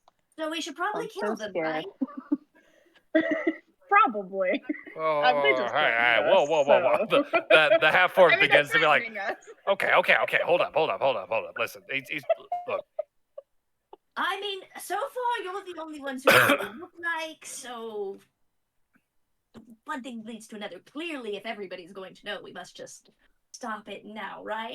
what my associate here is trying to convey to you is that you guys are in a very precarious situation. Look, whatever you guys are doing out here, you clearly saw fit to kidnap 2 of us and our dog. He just kind of looks angrily over at the dog, who is He looks like he's kidnapped and I'm just petting him. No, he's just a sweet boy. the Triton's just fucking dogs. Betrayed us. I will not adopt a dog this campaign. Oh, dear God. It's gonna happen. The half orc continues. Look, I'm not going to pretend to know what you're doing, but whatever you're doing, clearly this is par for the course. Razorbrig's neutral territory, right? I mean, I don't know who hired you or who sent you. I don't know who you're working for, but like, this is not good. You are going to kick off a real shitstorm if you do anything out here. Unfortunately, we don't have much of a choice. No, we really don't. Yeah. Well, We've been through a It lot is of options on this preaching. island, and this was the only one that really worked for us. so here we are. Yo. He kind of just looked back at the Triton. The Triton just like reiterates, "You're making a mistake." Hey, buddy, calm down here, okay? He fucking glares at you. Just go right back at him. And we'll start petting the dog. Yes, puppy. What's his name, by the way? Come on. Tell me his name. He's such a cute puppy. So I understand that whenever you're apparently being held captive by strangers, you're supposed to humanize yourself or something. So what's your name? Burberry. I'm sorry. 2 Pint. How the Bird, fuck do you small know? bird. They just kind of look at each other. The half orc says, "I'm Doruk." Odoric? Strong name. It was Burberry seems pleased by this for no reason. my dad's name. Thanks. I like the orc. I think if we're gonna let one live, I think we should let one live. In the The Triton is very intense. Okay. I just imagine. Yeah. I imagine Chani saying that out loud in front of the prisoners. I like this Oh one. no, I I think we're literally gonna let say this that one out live. loud. I think we're trying to be intimidating right now. Yeah, the half orc no. just kind of like looks over to the Triton, like, bro, and the Triton you can see starting to sweat a little bit. There's a little bit of that kind of dewiness that's starting to form on his skin. He's still kind of like scowling at the dog, but there's definitely like a fuck kind of expression on his face. And I'll just kind of lean forward and be like, "Stop pissing me off." I guess we're doing a good cop, bad cop thing. I'm gonna say. Yeah, I'll be the bad cop. I was gonna say to them like, tiniest person in the party. you know, I'll admit Bad she's a cop. little crazy, but John's you guys don't John's have that silent cop in the background.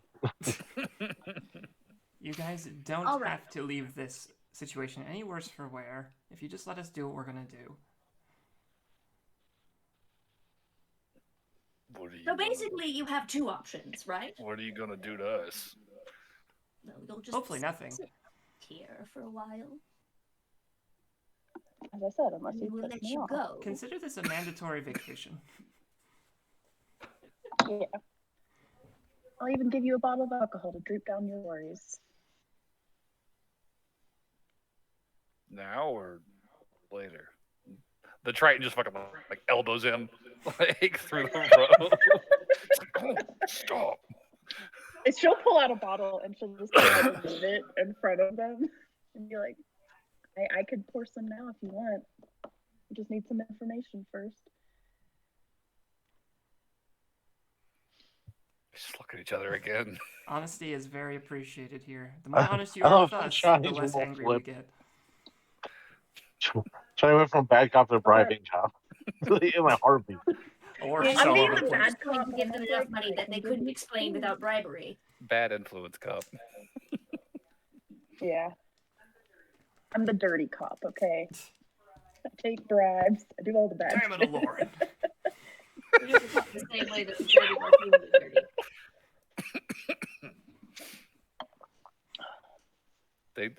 They just kind of glance at each other and then look back to you all expectantly. Okay, I'm just gonna cut to the chase here. We need to know your names, your jobs, how they work, your shifts, your coworkers, anything you can tell Oh, us and your about that clothes. place. Oh, and we're gonna need those too, but that can wait. Yeah. We're going to do what we're going to do, and probably in a couple days, you two get to be let free, and you can say whatever you want to whoever you want, but we'll be long gone by then. Kind of looks over at the Triton. Triton's just sitting here like fuming, lips puckered, just fucking quietly seething.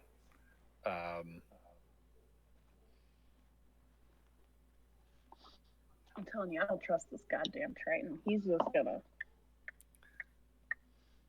The half orc will kind of. That sounded like fish noise.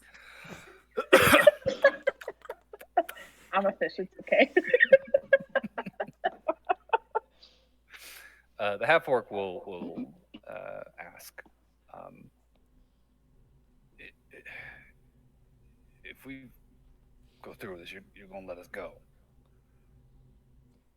We don't really have any incentive to kill you unless you fuck us over. So, okay, so easy. Okay, well, look, I'm trying to play ball here, so just bear with me.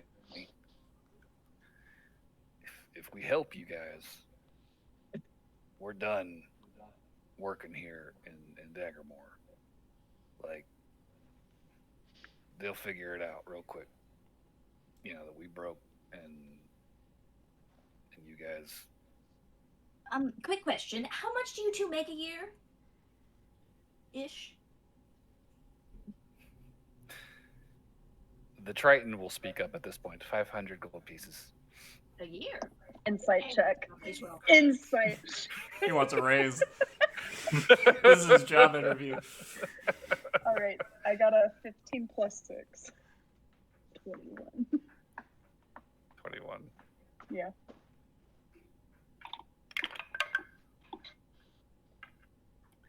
He said that very confidently, but there's an eagerness there Too quick. that is a little Okay, telling. Lauren's gonna grab him by the scruff and be like, "You're fucking lying, you little piece of shit. Now tell me what you actually fucking make." I suppose, is this where we murder him? If you want our cooperation, it is going to cost us a tidy sum to get off this island safely. We will need 500 gold pieces, excuse me. I mean, we can get you off the island. She can get you off. Oh Lord. half-orc It was sounds just too funny. perfect. The half-orc blushes, like, what? The Triton just looks intimidated. I apologize. No, She's but usually Lauren like turns this. around and she's like, "No, Sorry. No. Sorry. It was just too perfect the way you. God." Did- Wait, what's the hunky David, level? did you say I apologize? She's always like this. Yes.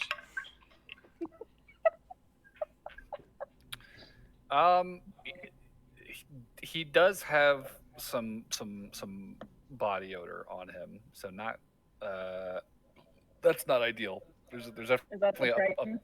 yeah, the Triton's got some pungency on it, but he, beneath the dirt and sweat and unwashed, prison guard vibe, he looks like he's pretty well put together. Got some Okay, nice what about bone the- structure. Half orc. It's kind of lumpy. Mm. I'm trying to imagine what Plette rolled for that response. Is that like a 7? It's pretty close. It sounded like a lumpy 7 to me.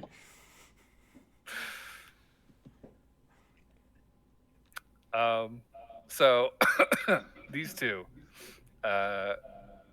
sitting here, and you guys have just said you can get them off the island, right? That I can. Well, that we can. The half orc kind of nudges the Triton and is like, "We're gonna need off the island." The Triton thinks about it for a moment. Where would you be taking us? Anywhere but here. Where are we going? Somewhere. How specific? I think the best option would be to take them to the continent instead of the islands. 'Cause they'll still have to get transport if we take them to another island, so we should take them back to the continent instead. To the shore or to the mainland, yeah. I mean, we gotta. I'm not sure how are we getting them off the island. Just as an out of character question. Well, I Yeah, thought you I'm just sorry. take them with us when we leave. Well, we have to go to Ransol first. We Yeah, got a but whole still quest don't after this quest. hold. Yeah. I didn't say I don't when. know how. So we're I just said gonna we leave can, them in the woods which is to be accurate. found. That's true. We could. Well, So we're not actually taking them off the island. this is gonna be I mean, if tricky. they survive for how many days?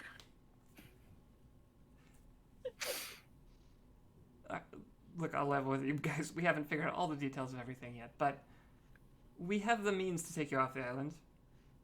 We have stuff that's going to have to happen here, and if you don't want to be in the crossfire of it, if you feel like you're going to be in trouble, then we might be able to help you get out of that. Which you probably will be. The Triton just cuts his eyes at you. The orc, meanwhile, is nodding along. He Triton definitely cuts seems him. like he's kind of okay. Yeah. So, full disclosure, we don't make. The Triton just rolling his eyes already. We don't make 500 gold pieces a year. That was. Can't say I'm surprised. Yeah. No. You're a doll. And she'll just kind of like pat his little head. Pat his lumpy face. His lumpy little head. He's got some pudge on his cheeks. He's kind Um, if if we leave with you guys, I mean, we're not going to be able to stop home and pick anything up. Like, we're kind of just leaving as is. You guys What do going to you be think able? it would take before they started looking for you? I mean, probably about See, a the day. problem is that if Less we than a day, let's- really. If we don't show up for shift, we're going to be, absent. Which is, Oh, and the new shift just started. that's an alert. What part of your shift are you in? Are you not? Have you not started yet, or have you? No, we're sort of winding down into the day shift, so we'll we would have been heading back to Razorbrig here in a couple hours. Okay, that gives us some time. How far is it from here to Alright, guys. Razorbrig? About half an Time hour. to- Good. So, are we going to play ball? We could organize some kind of system to perhaps get you guys allow you to collect your things and undo your life as necessary here, if you need to. They'll kind of look at each other. But this is all pretty all or nothing. I will say, go ahead and give me a persuasion check. They never did tell me how much they make in a year. Oh, right, sorry. Yeah. Oh no, he just was coming clean. It's like we don't make that much. Oh, He's trying to win favor. And how much do you make? I'm not sure I want to say. I mean, what are we going to do? Ask don't for a know. raise? I mean, I don't know. Look, this is a lot. Okay.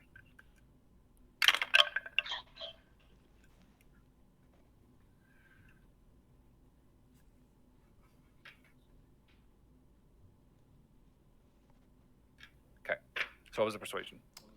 Just 21. 21. I mean, you can already tell. Like you sold the half orc. He's on board. He's been kind of coming down, seeing you guys aren't immediately gonna murder them, and he's like, okay, this is what we're gonna have to do. The Triton is just he's so fucking unhappy about this. But you can see him he keeps glancing back at Lauren, and it's just like there's this clear fear in his eyes. I got you covered. And eventually he's just like, fuck, fine, God, fine. Fuck. What do you want? What do you want to know? Everything. Names, shifts, friends. I feel like if he's going to tell everything, we better sit down for like a day or two. I mean, everything as quickly and efficiently as possible, please. I'll take out my notebook. Okay.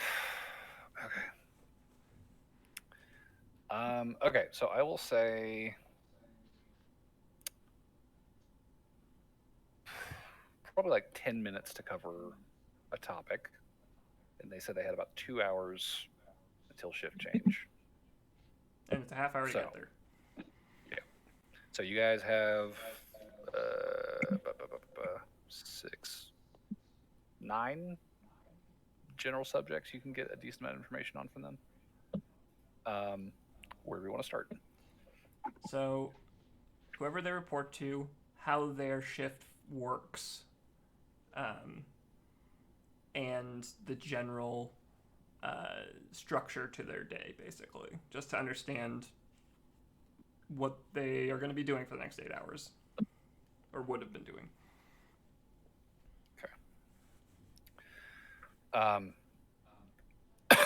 So they Also, what's the Triton's will- name? Oh, the Triton's name is Callus. Callus, and this is the Rook. Lauren gets a message in the thing that says, "I'm not going to say he's callous, but he's callous."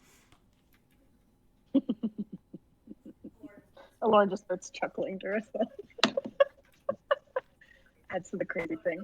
Oh, she'll offer the alcohol to them for being good little hostages. Such a good little hostage. He's a good hostage. You're a good hostage. Thank you. As you patronize Callus, the dog begins wagging No, its I don't tail. actually No, say don't that. actually do that. No, I don't actually say that. It's pretty in character for bad cop Lauren, though. Let's be honest. No, but she wants him to Oh, like maybe her. Wait, I do. The orc, yes. You care Oh, less yeah, the about orc, the Yeah, that's probably not going to fuck about. Triton can go eat a bag of dicks. Sure, he feels the same about you. Yeah, no, he fucking despises him, and that's fine. So they tell you that the warden, right, the guy in charge, Mm-hmm. is a guy named it's a brass dragonborn named Aurelian. Aurelian? Aurelian. I'll put that in chat. It's a cool name. Okay. The half orc will try to pronounce the last name, and he's like Maluridan. Look, just don't say his last name. Call him Warden Aurelian. He doesn't appreciate people butchering it. I'd butcher it, so just don't. So he's the fellow in charge. There's a handful of CEOs underneath him, and they sort of oversee shifts. There's usually 5 on duty a shift. There's one overseeing each wing or each block, and then there's one fella who's in charge of patrols. His job's pretty easy most of the time. And they trade off shifts morning and night, or day and night, same as everybody else. So just to clarify, they are starting. They just started their shift. No, they're ending their shift. Okay. We are day shift. Gotcha. So we're supposed to report back in a couple hours and hand off to the night shift. Who is in charge of the B block?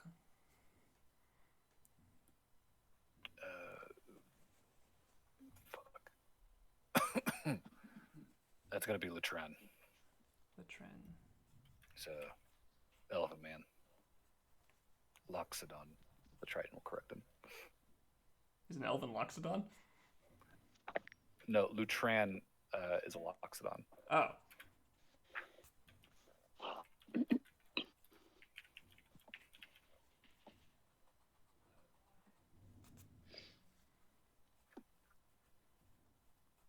He's the CO of the B ward, or B block? Yeah.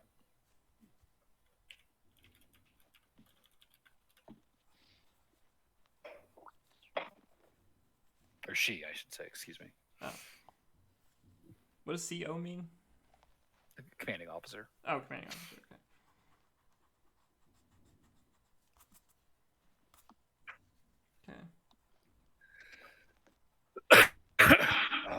As far as shift structure goes, like I said, 2 shifts, day and night, 12 hours each. You pack what food you need for the day if you're out on patrol. Otherwise, if you're in the prison, you've got an hour in there where you can break off to grab food from the keep. But after that, it's basically get out of the blocks and stick to the keep or the yard, unless you want to go to bed, do what you want with your 12 hours off. just to be ready to report for duty first thing in the morning. Okay, good to know. So.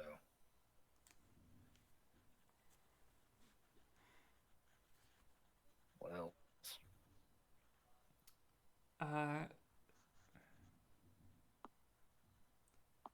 Who is in? How are these cells protected? Just keys? Is there the kind of locking mechanisms, magic, anything like that? Kind of looks at Lutran, or not Lutran. Fuck. There's too many names. Oh my god, he's here. He looks at Callus, and Callus says, "No magic. Just heavy iron doors, keys, COs hold the keys. If you need to get somebody out, you're going to need those keys." Good to know. And Lauren will go over and be like, remember, I have that thingy that unlocks things. Oh, yeah. How does that work? Just out of character, actually, before we move forward with questions, how does the unlocky thingy work that we have? What is it, Johnny? It's like the chime of something. Yeah, the chime opening. An open doors, chest, or anything with a lock. And it has 10 charges. Damn.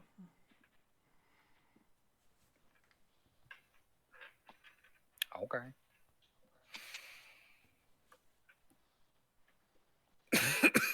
Excuse me.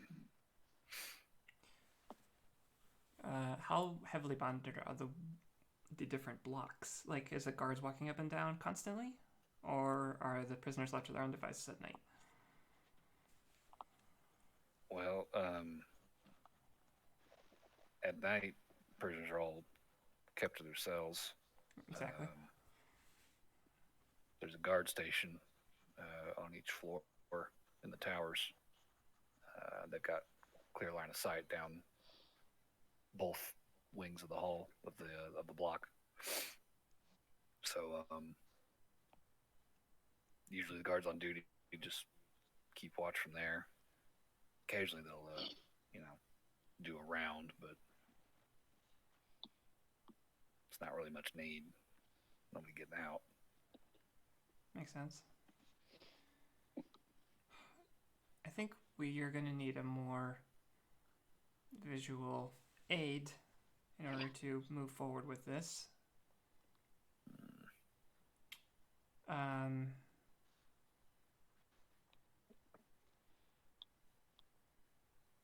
Do you think you'd be able to draw us a map and look at the orc? Yeah, I mean, it's not going to be perfect, but I could probably do that.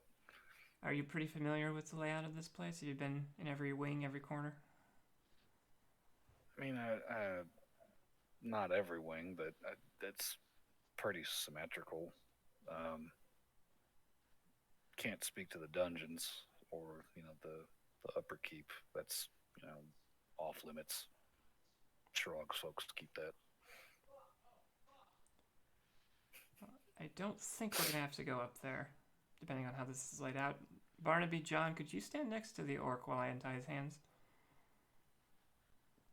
I mean, you're gonna have to untie him eventually if you're going to get stuff off of him. That's true. Just being safe. John walks over and crosses his arm next to the orc, making sure to be extra flexy. Barnaby's distracted by the dog. He'll look like a sweet one. Everybody loves the dogs. So you Lauren untied can the. just stand next to him and just make him uncomfortable while very critically watching him. So untying Lurik's hands and I guess would be like hand him a stick, or you just tell him to draw with his fingers. I'll hand him paper and writing utensil and just a book to write on. Okay. So he's tied up like this, so he can kind of move the hands now. So he's like, okay, so this is this is the this is the wall, right? And he draws a square. There's a tower at each wall corner, right? And that's where the guard posts are. Um, the cells are built into the wall. Okay, and there's a walkway, a passage that goes down each wall. Um, there's two guard posts here, and he'll draw uh, two smaller rectangles against the inside of opposite walls of the square. This is how you get into the blocks. Um, this one on the west wall gets you into uh, A block and B block, and this one on the east wall gets you into C block and D block. And the blocks are corner segments here, right between the guard post and turret, and then turret and the either the keep or the gatehouse. So okay, so here, and he'll draw another square against the top wall on the inside of the square. So there's the keep there, right, and it's flush with the north wall, um, and the prison block doesn't extend and keep, right. It stops at the keep, and then on the south wall there's the gatehouse, and he draws another rectangle centered along that bottom line of the square, and that's how you get in and out of the yard, right? The bailey, um, and the wing doesn't extend into the gatehouse. That's got separate entrances. So each corner segment is a block, right? And each block has two wings off the towers. You follow? I think once I get a visual, I will. Okay. I'll draw a shitty drawing. Once we go on break, you could do like a quick little MS Paint thing for us. Okay. I would say, just in the interest of, because it's Moving hard to along. like picture exactly what you're saying, but It's a big square, yeah, I got that. I got a big square with like a center, like something kind of in the. and then there's stuff on each wall. So I would Keep have him point out gatehouse. specifically the B block just to make sure we know where that is. He did say to get in through the west wall to get there. Yeah, that's gonna be the southwest block then, right Yeah. here on this corner. So, let's say things had gone differently. Let's say you had found us out here and brought us back. What would the protocol be?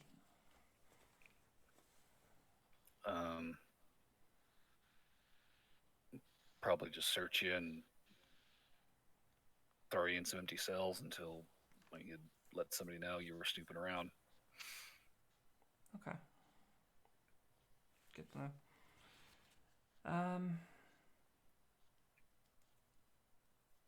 Let's see.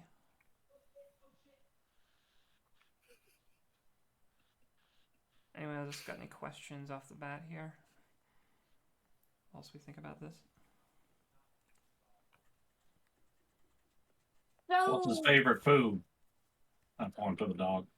Is it common for dogs to be around the prison? Not out when they're in from patrols. They're kept in the paddock. That's by the gatehouse. So What not would typically happen if allowed they inside thought the we actual were dead? prison. What? Like they found me dead, or like I didn't come back from patrol? Like you didn't come back from patrol, but they did find blood. I'm not going to do that. Just saying that in advance. But I imagine they would have a hard time thinking you were at fault or trying to track you down if they thought you were dead. Be some fresh dirt. They would probably mobilize the patrols for the next morning and get them out searching too. along with the night shift. Probably tell them to, let everybody know that they find out there's a dead guard somewhere, maybe. They'd probably also redouble watch on the walls, get some more folks posted up at the towers and the gatehouse, keep an eye on things coming out of the woods. So, if we did manage to stage something like that, could we theoretically get you back to the city to get all your stuff in order? Would there be time for that? I don't know what kind of timetable y'all are working with here. If y'all can get us back to Beddingwich, cool, but, there's a lot of folks there who know us, and they'll know we're not supposed to be off. I don't think we've got leave for another couple of weeks now, do we? 3 weeks. Yeah, 3 weeks. You could always tell us what to grab.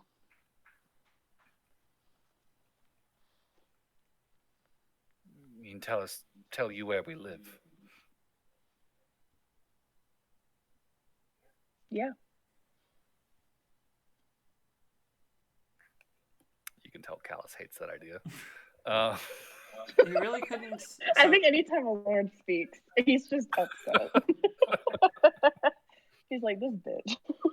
So, like, theoretically, if we sent you back toward Beddingwich, there's no way you two could just quickly go into town, get what you want, and get on a boat and leave?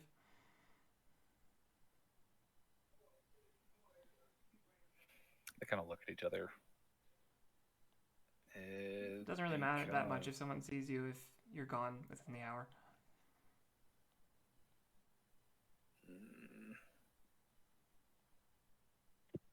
Maybe not immediately, but folks might go looking.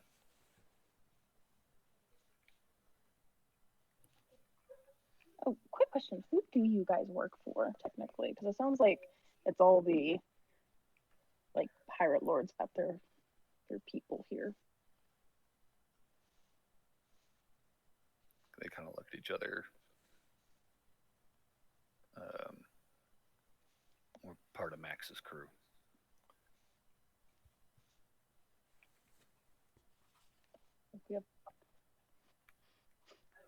I don't say that out loud. Say what? Nothing. I didn't say anything. How hunky is Max? Was that what you asked? No. I said, cool, we haven't met Max, so they don't know who we are. Got it. Out of character, got it. Yeah, no, but that was more of just like, okay, cool, they don't actually. Okay. Wouldn't actually know anything. God, I'm lagging so bad.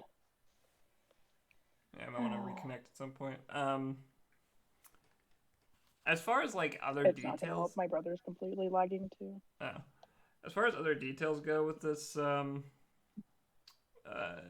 their shift, their people they know, and all that stuff, I think I would probably, just in the interest of not RPing it for the next 2 hours, just get a general sense of, who they know, who they are to those people, and a very clear guideline of where they would go and what they would do in a given shift. Okay. So what they'll be able to tell you then, all the guards sort of work rotating shifts, so everybody is responsible at some point during the week for everything. Shifts alternate between guarding a block and either manning patrols or manning the gatehouse. So their current shift, they're stationed on patrol. Tomorrow, they are due to run. Where is it? That would be nice. C block. They would be at C block. That's the other side. And then they would be assigned to gate duty, then D block, then patrol, then A block, then gate duty, then B block, and then repeat. So it'd be like 6 days. Yeah, before they were supposed to be in B block. Got it. They are part of the day shift right now. Those trade off like every month or so. They'll swap with the night crew, and um, during a shift, or at the beginning of the shift, they will always usually stop by the one of the guard posts to collect equipment. If they're going on patrol, they stop at the paddock to get a dog, and then they head out and just do circles around the keep all day until it's time to come in and swap with the night shift guys. Okay. During guard shifts in the blocks, the way that usually works is again check in and then head to the guard post in the tower and keep watch Sure. down each hallway. Do they know anyone that's going to be in B block today?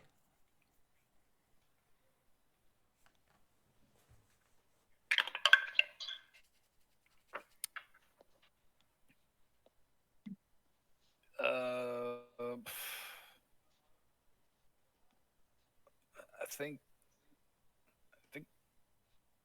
Perrin and Marissa are supposed to be in B block. They're part of our crew.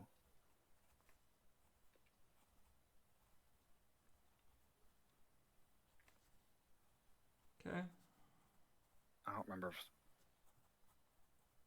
No, they were due for night. All right, one more quick one. Does anyone ever leave Razorbrig, and if so, what's the context of something like that happening? Like a prisoner, I mean.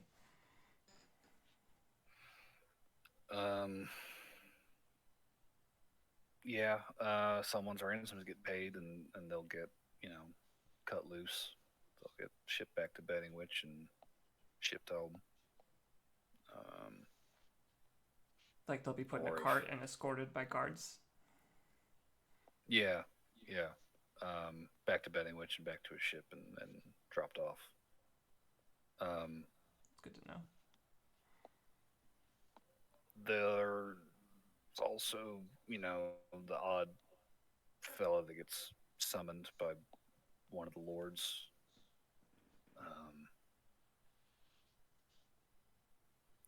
They don't usually turn up again in those cases, though. You're saying like a lord has come to Razorbrig to get a prisoner out?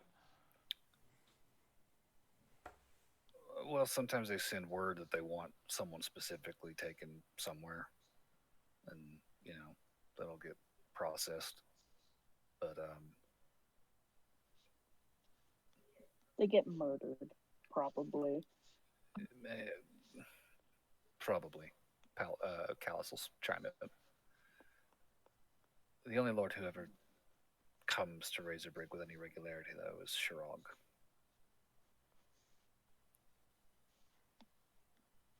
Good to Is know. Razorbrig like his thing? Shirog oversees most of Daggermoor's defenses. He's sort of taken the responsibility upon himself. Fort Rocher, Razorbrig, and the Northern Watchtowers are all, well, not directly under his control, but he certainly likes to come around and make his opinion known, which is fun. Okay.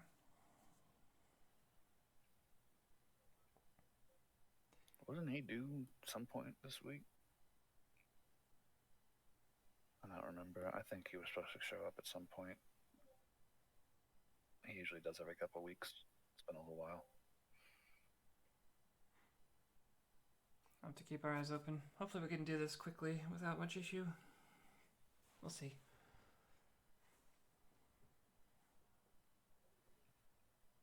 Well, any further questions? I think we have enough info to start formulating a real plan. Okay. but we'll probably need that map. Cool. I can do that during the break. So 10 minutes, and be back here about 9:40. All right, sounds good. All right, cool.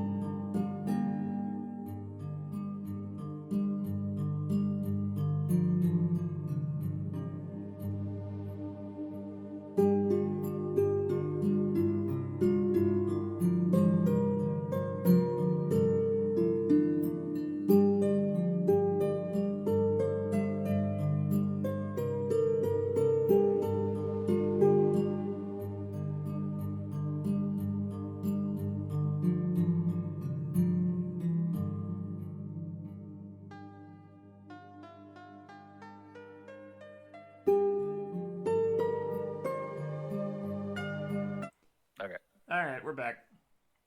We can plan. So you've spent probably like half an hour interrogating these guys. Okay. You'll have another hour and a half before you need to be back at the prison. Yes. Okay. So, first thing that came to my mind was bringing additional people with us as prisoners, as faux prisoners, just to get us into one of the blocks, perhaps, or something like that. At least get a sense of how this place works, and it'd be pretty easy to get them back out, probably, given that we have magic ways to open doors. I know that I can become... I'd say we'll probably plan a little out of earshot of these guys, but like, you know, we can keep an eye on them. Tied like a tree or something. Yeah. For what it's worth, to everyone else, I guess, Aloran has disguise self because we both have that tattoo. Oh, it's true. So for an hour, Aloran can be one of the guards too. We just have to pick our hour intelligently. Okay, so Aloran can be a guard for a little while. She could also be a spider. She could also be a dog. We have lots of ways to get Aloran and me in. The question is, who all wants to get in there, and how do we want to get out?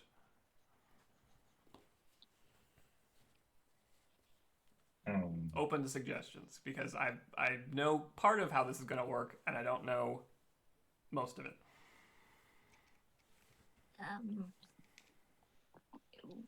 Well, I was hoping not to use this so soon. Does anybody else have invisibility? I don't. Nope. Nope. I could make our charge invisible. That would be very useful. But I'm not sure how I would get in. Well, you could be a prisoner. Prisoner. Air quotes. Okay, so what magic do we have access to today from Burberry? Okay, so for Burberry, do you want just a general list or just things that I think would be useful? I trust your curation. Cool. All right. So I have command today. Useful. I have fog cloud. Could be good. Silence. I have calm emotion again because that one's weirdly useful. That could be good, honestly. And I mean zone of truth, but yeah. But I do only have one level 2 spell remaining. What did I use them on? Because I cast one silence. That was all I did today. I think, yeah, you missed the long rest reset. Okay, thanks. Because So never you would mind, have I have cast Zone of two Truth yesterday with Segan. Yeah, that's what that was. Yeah. So I have 2 spells left, so I can do the silence or the calm emotion. Okay. Okay. Good to know. Does Aloran have any preference for the plan? How we want to approach this?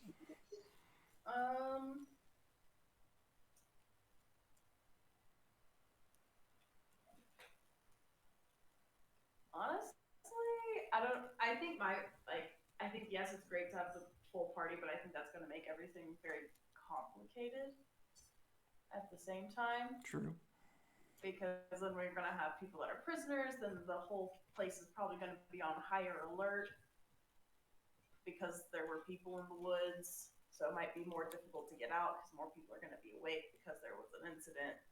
And I feel like it could really just make things very complicated. Yeah, that's fair.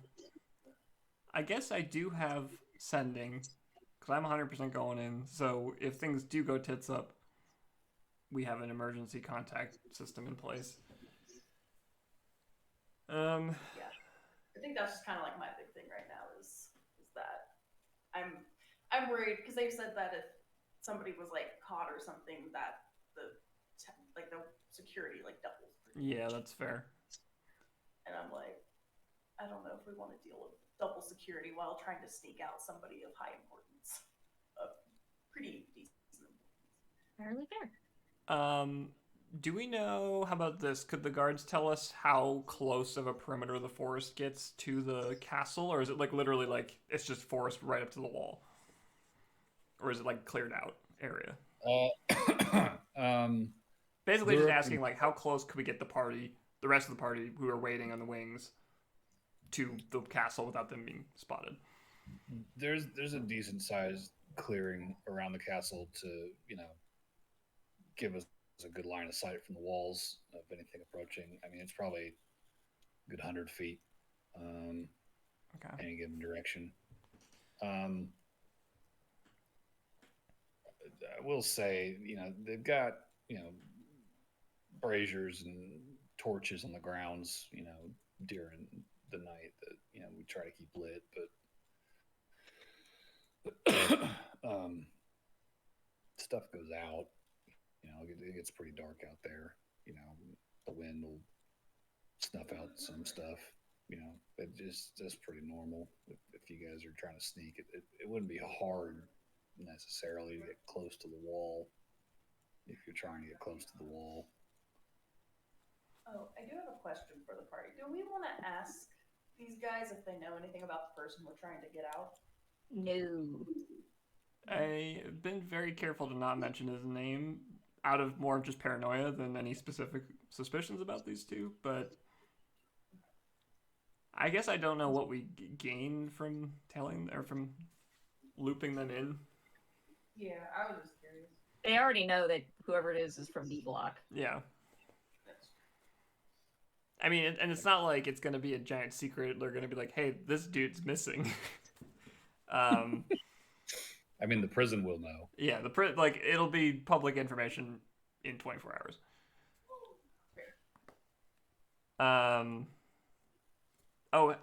I would say, could we ask them, is there some kind of directory we could look up where prisoners are stored? Or is that something that only the wardens get? Yeah, no, there's a directory in the guardhouses for each block. And there's a copy, that we keep in the guard posts.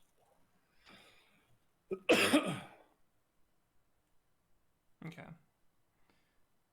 And when they are off duty, is the guardhouses where they go, or is that elsewhere? Or that's the keep?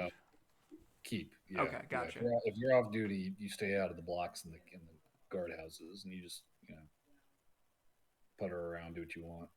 Outside all that, most people just hang out in the keep. Does this road that we were near lead to the south entrance? Yeah. Okay. So the way things are leaning, it sounds like me and Lauren are going to be the ones going in physically. Burberry, Barnaby, and John are going to be in the wings probably. I would love to be able to get Burberry in because I think they have the best utility magic for this, but that would be really tricky to orchestrate. You say you do have invisibility though, Burberry? Sorry, what? You have invisibility though? Mm-hmm. I mean, that would be a way to get you in. Yeah, but we'd have to be in and out in an hour. If I'm going in as the Triton, I have to be in and out in an hour. Well, I'm thinking like you could get in as the Triton and then, at some point just be a bug or a cat or a dog or something. Because it's like who's gonna care that the guy hasn't been seen in the last hour? Yeah. How much does the dog like Lauren at this point? Give me an animal check. Oh, what? Yeah. Animal handling. Oh my god.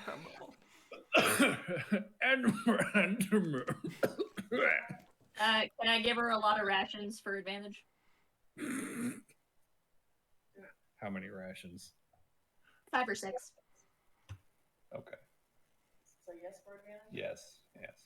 Okay, my first roll is a 15, second roll is a 12, so that would be an 18. 18. You're definitely developing rapport with the dog. He does still seem to be slightly preoccupied with his, owners / controllers, whatever, being all tied up and shit. And he doesn't love the muzzle. He's still like scratching at that. Oh, I probably would have taken the muzzle off when he like calmed down at some point. Okay. That would go back on if he started. He's been pretty vocal, so he probably would have barked at some point if he took the muzzle off. At which point it would just be like back on, right? Yeah. I mean, aren't we over here so we're out of earshot? Ideally, fully. But dog barking is still a loud noise in a quiet forest. True. Okay, yeah, then Yeah. muzzle would go right up. It's like, sorry, Bubba. No barking. Didn't even take it off. But yeah, beyond that, I think like the dog seems to be receptive and appreciates all free food. How tall is the castle wall? Tall. It's pretty tall. What, like 10? It's 20 feet. 20 feet tall. 20 feet tall. Okay. So it's like 2 Johns. Closer to 3 Johns. Potentially scalable with a grappling hook, though. Oh, yeah.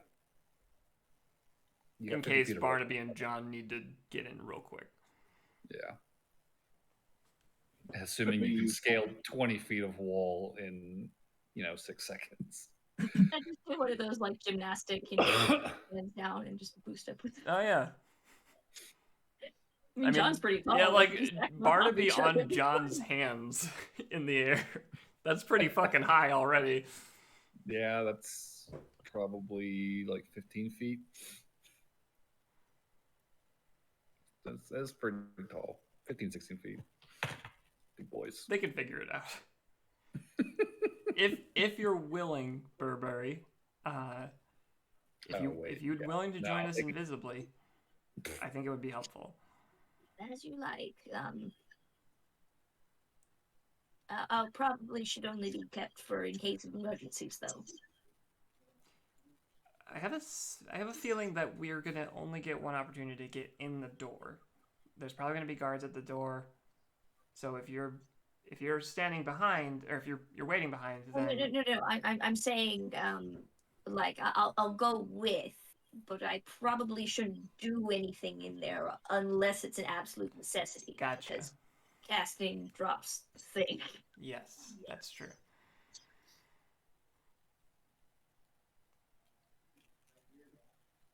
But hey, if you want me to quell a riot.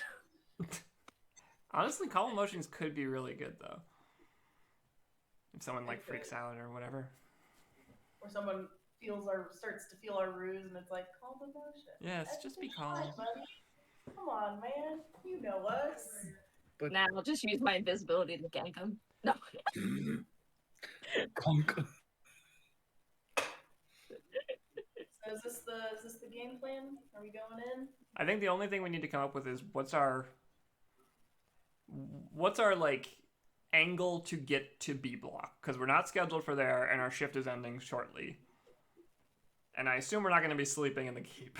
So we need a reason to go to B block, and we need a like I feel like once we get there, are we just like scrambling? It's just like open the gate, grab the dude, bail out the door as fast as we can.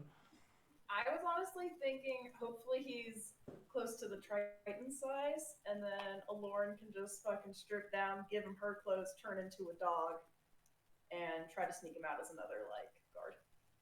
That would be good. That could work too. That was my game plan for when we got to that block. We could also use my very janky idea I had last week after the session, which was jam him in a bag of holding and then have Alarn turn into a dog while holding it. I don't know. Do people fit in bags of holding? Is that a thing in this world? You could. Theoretically. We have to convince him probably, but 64 cubic feet. I would say worst case scenario, if we get found out and we're just running out of this keep, it's like bro, get in the bag. we might have to leave the booze with the rest of the party though. If we're gonna fit him. Oh no. No, you put him in the bag and he comes out completely trash. Yes, we leave one bottle in there for him. I haven't had alcohol in like for so long. It's a dry prison. You don't have to dust to a person. All right, get in. There's a bottle of whiskey in there. It's just for you. But yeah, that's. Just a reason for us to be going to B block is all we need, really. I guess that's a question we could ask them. Be like, so what type of, if there was a scenario where someone was supposed to go to a B block without being technically on shift, what would that scenario be? Sure. Yeah, let's ask them that. They look at each other and they're like, we're not supposed to be in the block if we're not on shift. I mean, this kind of situation is probably one of the reasons why that's a rule. Damn. I guess Riot maybe would have multiple people nearby That's gear up and. I'm good. I don't have inside emotions. That's entirely different. Do people ever request a prisoner like super late at night? What do you mean request a prisoner? I don't know, to like go and fucking kill them in the woods or something. Would it be crazy for like a warden to ask to interrogate a specific prisoner or something? Like, I need to talk to this person for 10 minutes?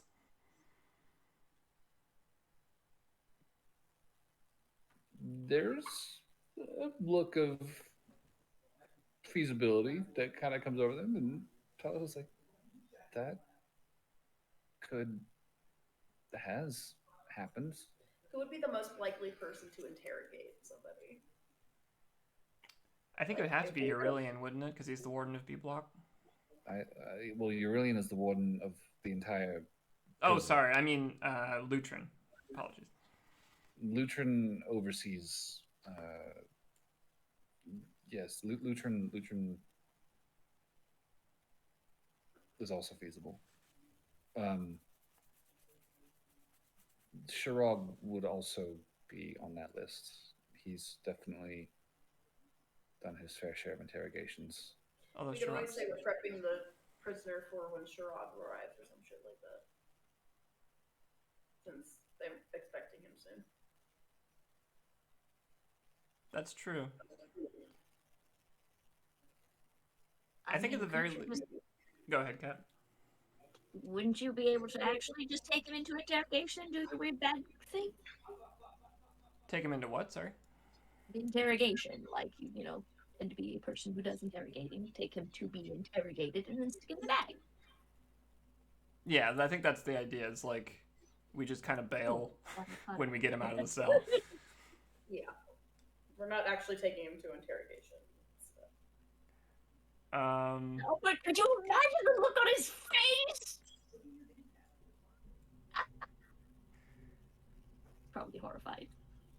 I think we've got a plan. I don't know what more we could plan. That's just, we're going to have to improvise at some point, I'm sure. But. All right. So I'm hearing three infiltrators, one invisible, two disguised, and the two heavy hitters waiting in the wings for some sign of trouble. Ascending spell, probably. Probably should tie these guys to a tree. Yeah, we'll have to figure out what we're doing with them once we're running away from the prison. Or you put them in the back of the building. I think we can only fit one person. Go put the Triton in the bag of holding. He's an ass. We'll tell the half-orc to run free. Yeah. Just go. You're better go. than this. Where the fuck do I go? We give Go, him lumpy 500 man.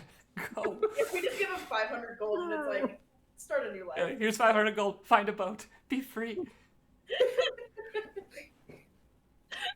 Just white fang him throwing rock.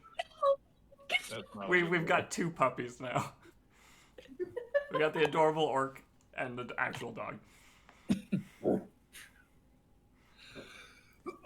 Okay, we got a plan. Burberry and Alorn are going to wait till last second probably to do their disguise and invisibility, just so we have maximum time with that. Mm-hmm. And I will be Lumpy Orc. I will play the role of Lumpy Orc. All right. Okay, so Right. quick dumb question time. How tall is the orc? Oh, that's a good Like question. 6'4". I can do Can you that. turn into something that tall? I can. Cool. As long as it's Alright. within the medium size range. Gotcha. I think it's a foot either way is the changeling limitation. 6'4" Oh, the would changeling one? 6'4" would be within that though. Yeah. So we'll get these guys in their underwear. Just the one guy. Start stripping them down. Be like, Oh yeah, we don't need both of them to be in their underwear. Just the one. Well, no, because I will need the Triton's uniform for when I turn into him. Technically, you would have the as a disguise, but yeah, you could double up, I guess. Like if your disguise drops, you're you no matter what, regardless of whether you're wearing his armor. You would be you wearing His armor. his clothes. Yeah. You know, at least I'd be in uniform, so I might not be immediately sketch of going. It could buy us, 5 seconds or something. Yeah, A not a lot of glance. time. It could, you know. Yeah, I mean, if you want to get it, yeah. I mean, there's no downside for us. It's just strip that guy to his underwear as well. You guys are debating stripping. He's like, the orc's like, oh, just No. me. He's like, Callus is like, this is what you get for cooperating. Get both of them. Actually, What? we'd probably need both of them. Yeah, sorry, Cal, give me your clothes. You asshole. This is bullshit. So strip them both down, take their armor. Both sets of clothing are much too big for both of you. Callus's is just out of proportion for you, although he's not significantly taller than you, so it's not like hugely like unkin. But just on Noel base form, wearing this half-orc's fucking uniform, like the cuffs of the pants are like over her feet. The fucking tunic is like down to her knee. Like it's Laura's just, chuckling it's at so this. She's big. like, How do I look? Perfect? You look fucking perfect. Not even, I wouldn't even second guess that you were a guard. All right, I think I fit in perfectly. I might just make one more change, though. I'll turn into Turok. And Noel shoots up a foot and gets a very lumpy half-orc face. There we go. Holy shit! How did you do that? So lumpy now.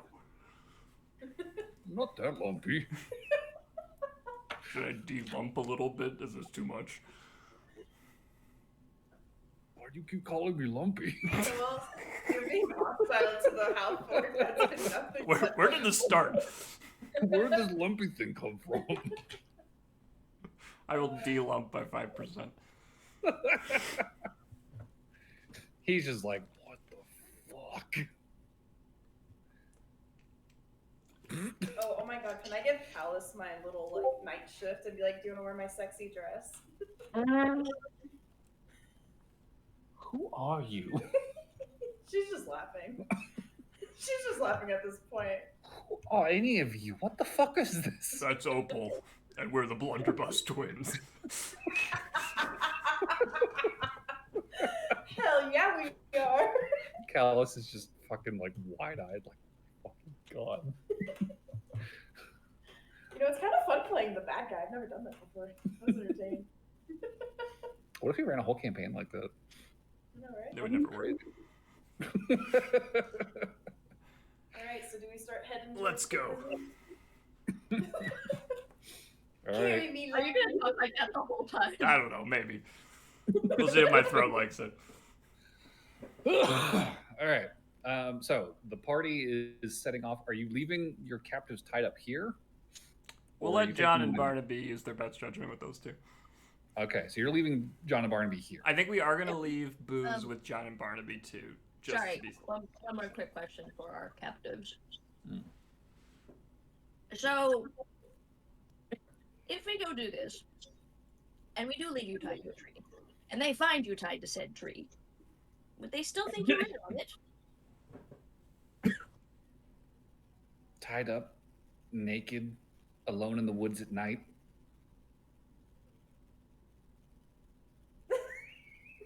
I'm not hearing an answer to the question.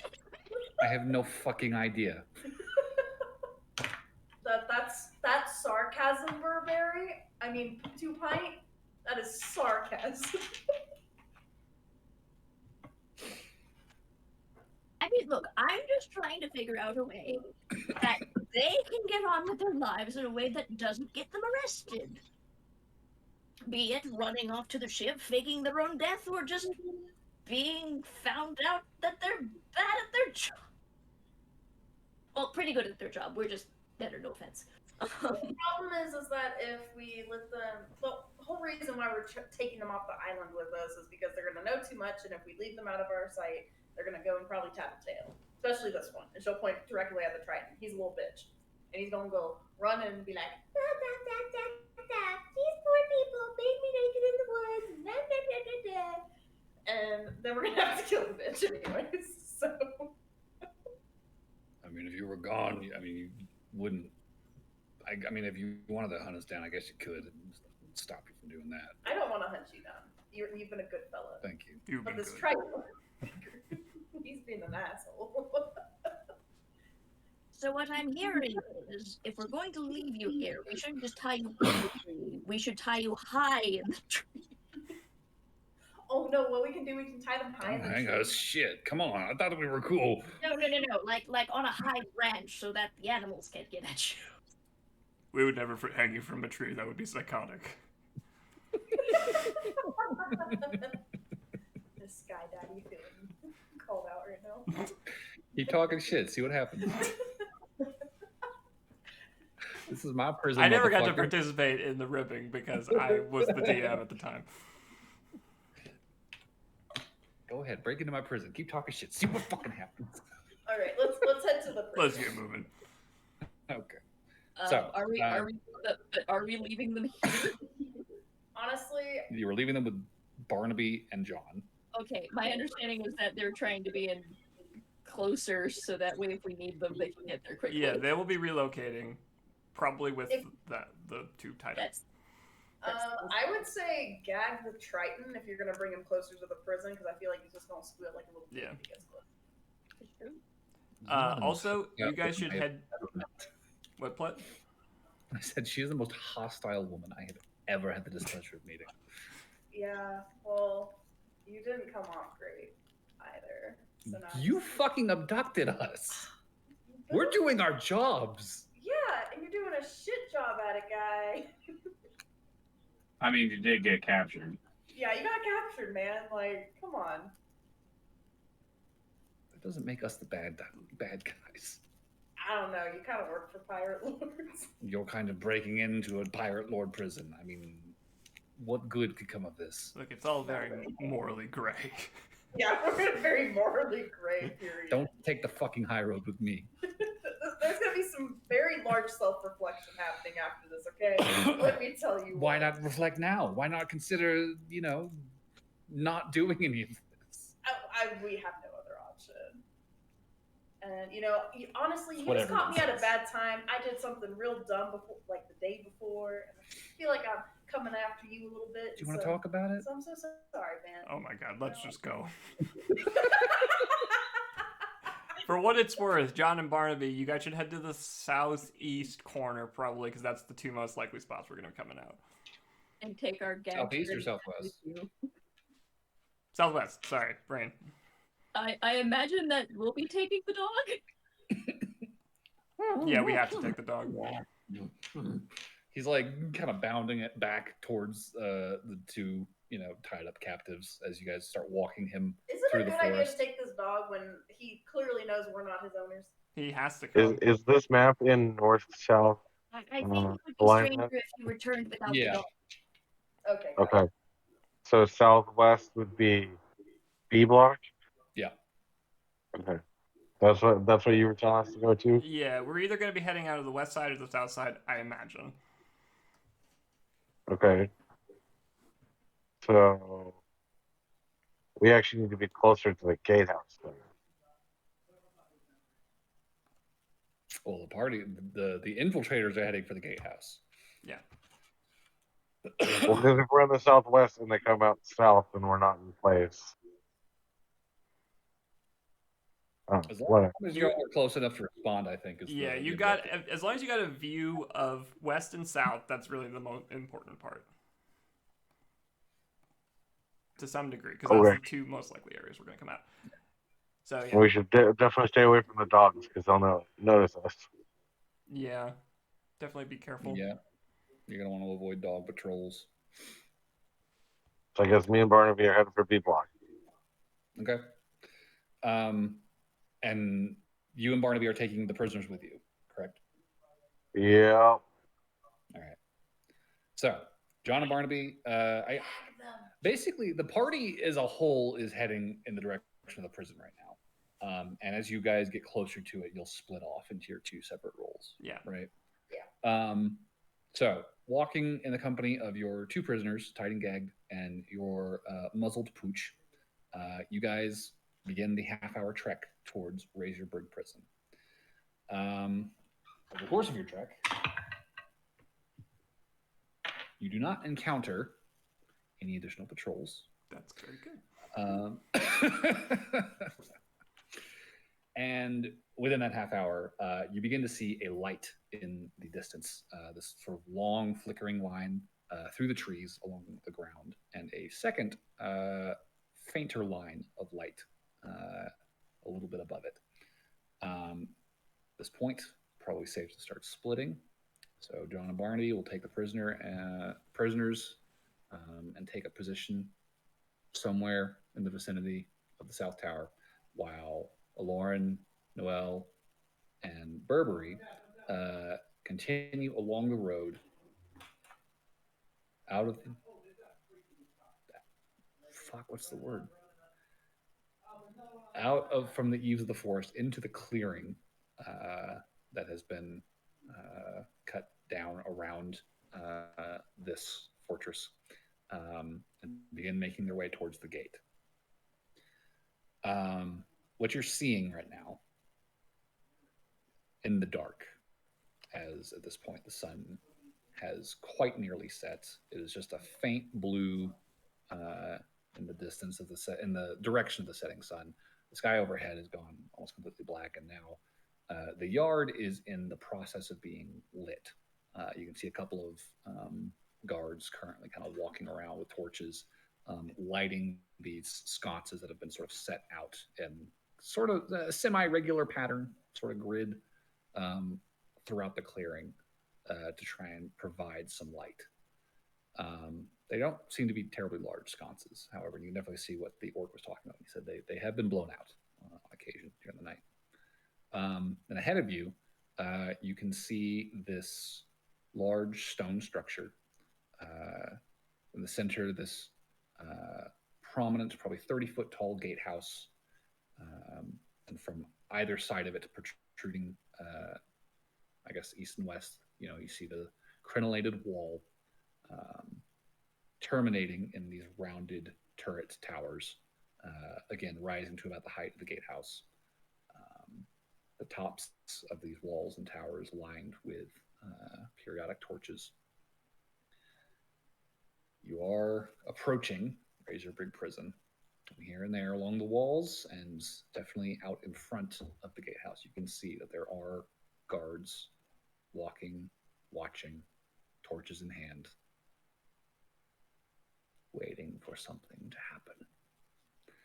So, what are you guys doing as you begin your approach?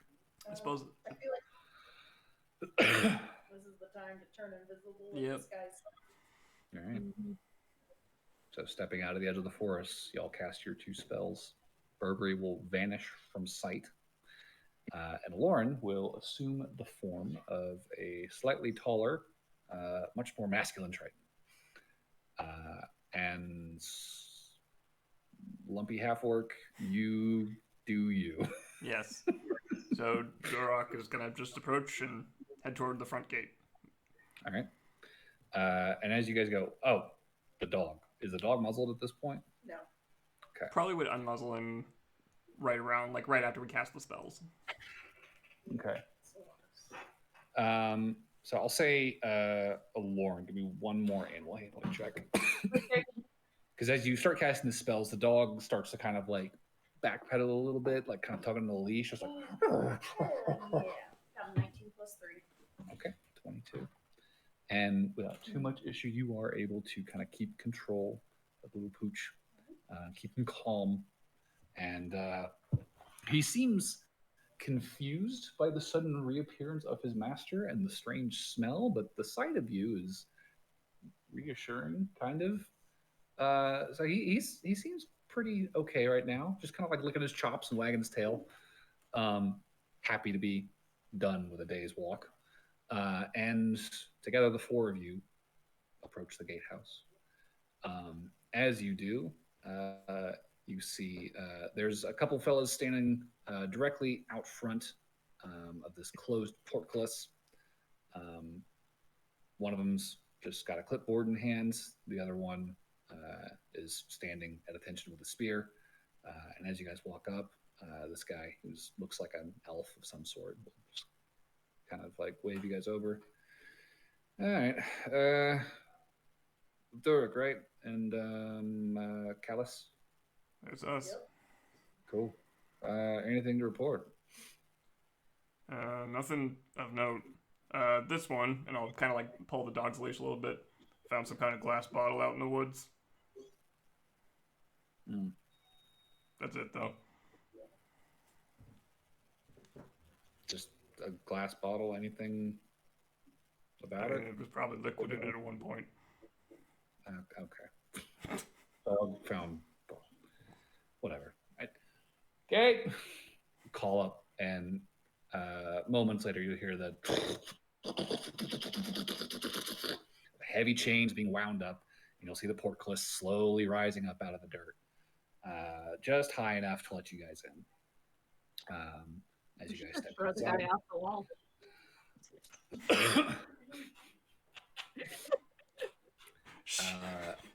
No. Yeah, Burberry, since you are currently invisible, if you could make a stealth check for me with advantage, since you are invisible, sneaking in silently. Okay, that's an 18. 18, okay. Cool. No real notice from anyone as you just slowly kind of pad in after the 2 disguised guards. As soon as everybody's inside, the gate is lowered,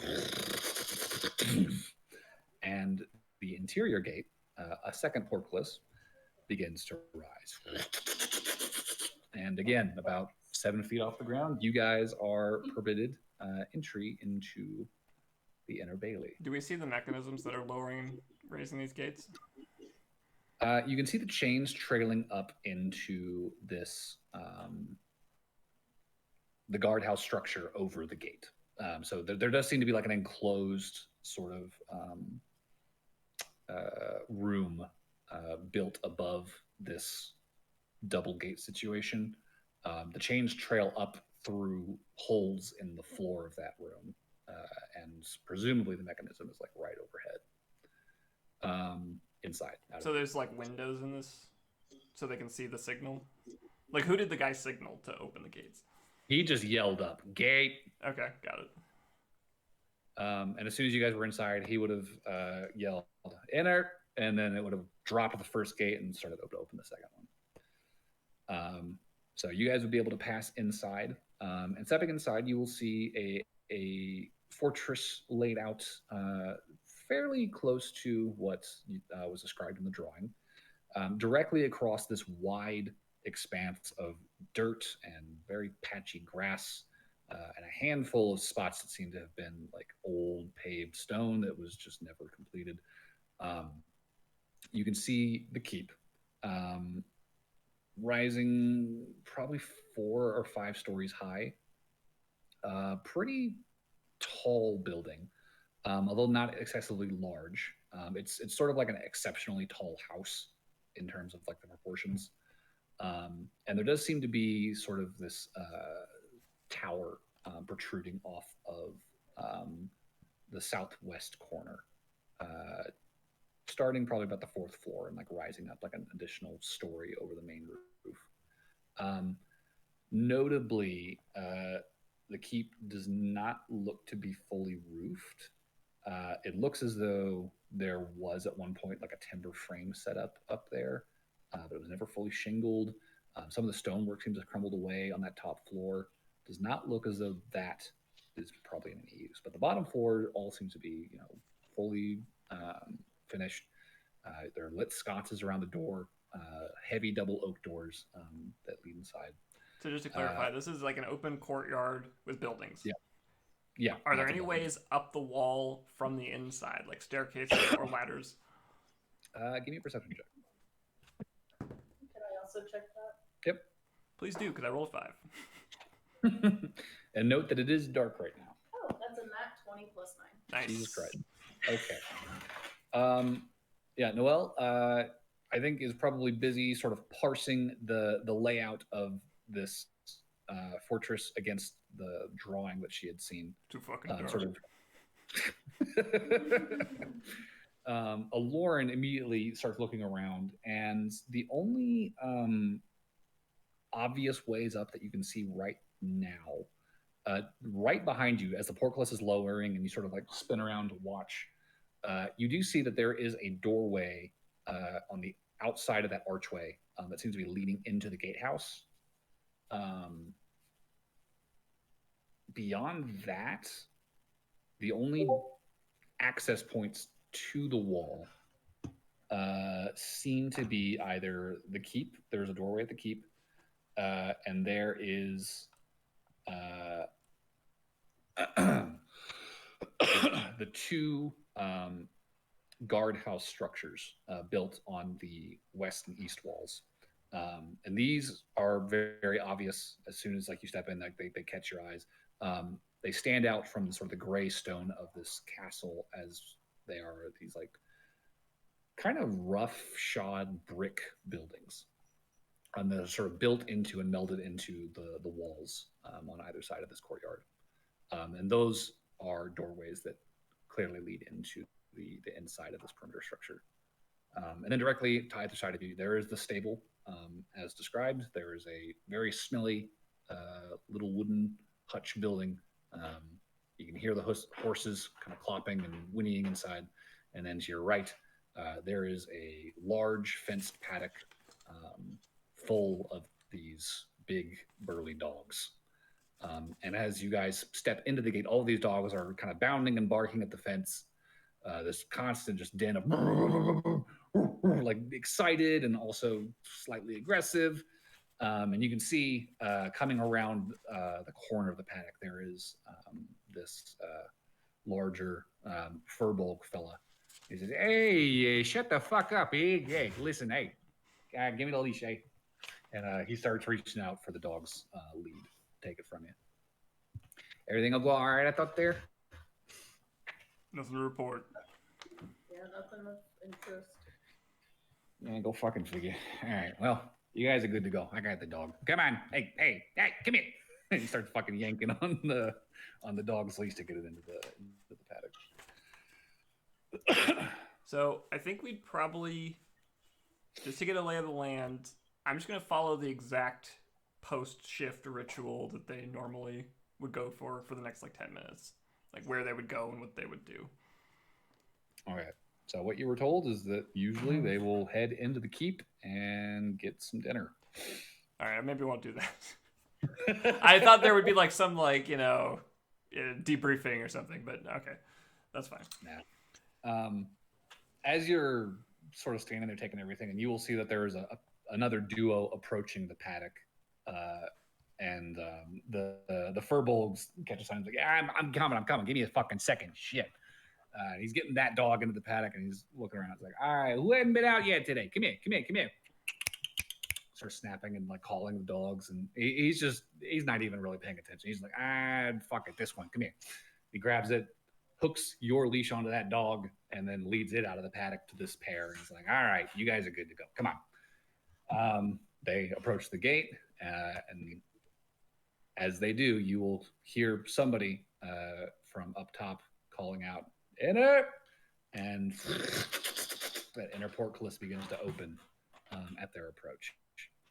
And I'm really unhappy about this.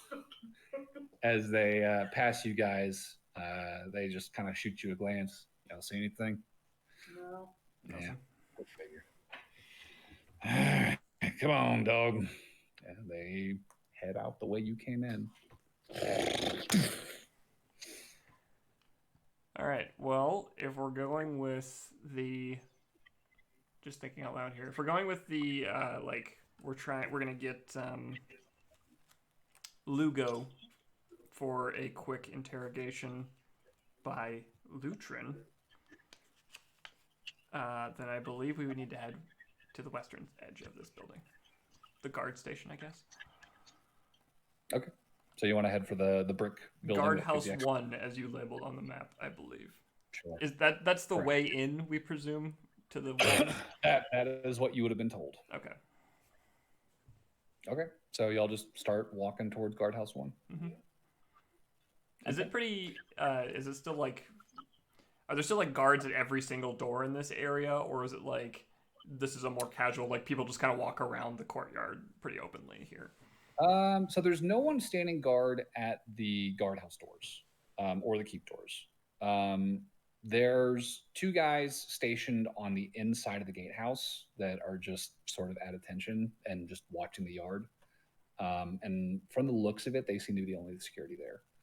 Beyond that, there's a handful of people kind of milling about the courtyard, and you can see there's there's some furniture out here that's been set up. There's like a picnic table kind of situation in one corner where some guys are like playing cards and drinking.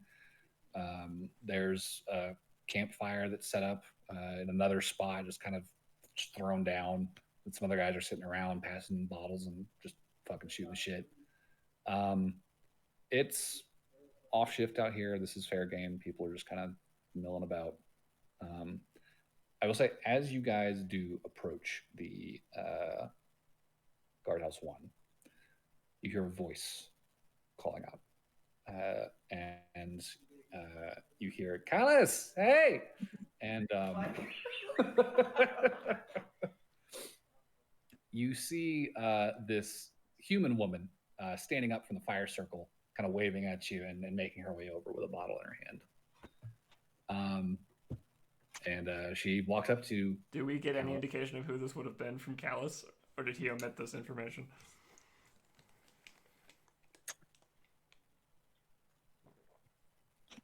Callus did not mention anything about this woman.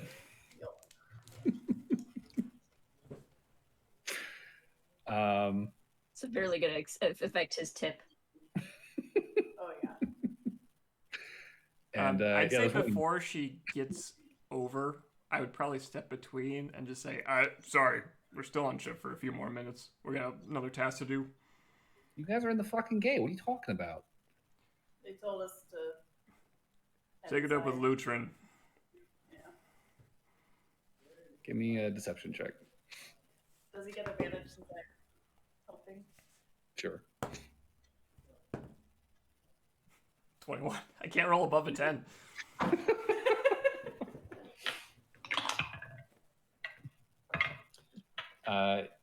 She's just like, man, that motherfucker. Fine. Look, hey, 10 minutes most. Cool. Look, whenever you're done, like, we're all just fucking chilling out here. Like, if you want to grab food and then hit the fire, like, we'll be here. All right. Cool. Yeah. I'm good. Yeah, we'll figure it out. Cool. I feel like a lord's gonna murder the guy just out of spite at this point. Oh yeah. No, I am. If you So you want guys- to see my I'll show you fucking You want to see Spike? Who was the human woman? Did she know who you were? So you guys head over to the door to guardhouse 1, and you guys open the door, Yeah, we're just heading inside, stepping with purpose, like we're trying to get our shift over with. head inside. Okay, yeah. Stepping into this guardhouse. This is it's interesting because as soon as you do, like you're on a wooden floor, fairly low ceiling, that sort of like rises up to the point where it meets the wall, and you can see directly ahead of you there is a clear line in the floor where you can see the wall has been torn down to grant access to the interior. There's like this wide brick or stone kind of patch that just kind of like bisects this room. And then past that, there's more wooden flooring, stone walls in the same gray stone, and heavy iron doors that appear to be locked at the moment. The interior of this room is furnished with like a couple of desks, a shitload of weaponry and armor and shields, like swords, hatchets, crossbows. This is basically a small armory in the front half, right by the front door. And in the back half, across that stone thing, there's a couple of desks, one of which there is currently seated a large hulking elephant man figure, or woman, I should say, just kind of going over papers. Before we proceed, would we have? I mean, we probably would have been told like where the block CO's offices would have been relative to where they are stationed. Yeah. The COs generally just work in the guardhouses. Okay. Yeah. So there's not like an office. There are guards. There's not like a proper office. They're the ones who oversee each wing. So he could be anywhere in the facility. He could be. Okay. But Lutrin specifically was described to you, I believe, as a Loxodon woman, and sitting before you at this desk, there is a Loxodon woman. So Lutrin is okay. Well, we just got to move it up the chain one then. Okay. So I would say Lutrin.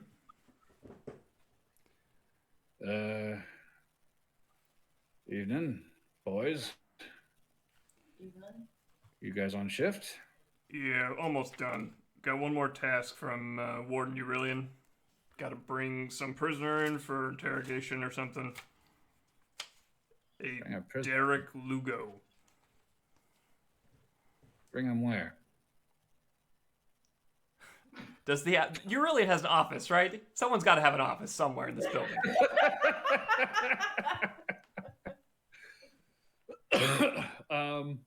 To be fair, if we were gonna interrogate all the information out of you, Jacob, it would have taken forever. Yeah. It would have taken ages. We gotta have had a plan of where to go with this dude. I mean, you know that everybody's like living quarters are in the keep, and Aurelian's got like a whole floor of the keep to himself. Okay. You also know that there are dungeons underneath the keep, and there's a basement level to each of the walls as well. Okay. That serves as an additional floor of each. Would we have gleaned from them that the dungeons would be a place where interrogations would have occurred, or would that be more of a take him to my room? Well, we did ask them specifically about interrogations and like what the procedure would be. So I think they. Oh. Because I remember I asked that question. I think it would have just been what would the procedure have been? Because they said that was a thing that has happened. Yeah. I guess to expound on that, they would say usually. God damn it. Usually those things, they just kind of do it in the cell, but I guess if they wanted privacy, they could take him, to the keep somewhere. Okay. And back to their cell to lock him up again. Yeah, I'd say then. I don't know. Your alien specifically requested top floor of the keep. Give me a deception check. Roll higher than a 10, please. Noel. 19. There we go. That's a 30. Thank you. Good job, Noel. Not even a reason. I did it. Good job. Yay.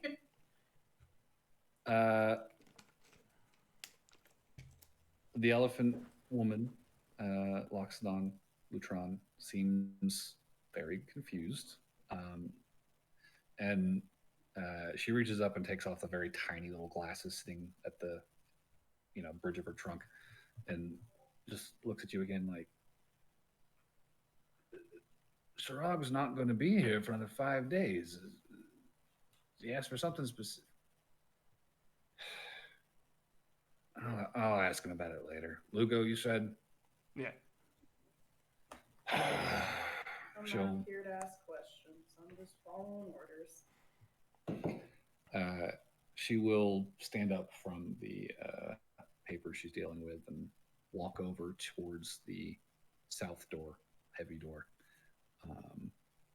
Reach up to a book that is basically hanging from a chain on a hook next to the door, and just start kind of thumbing through it.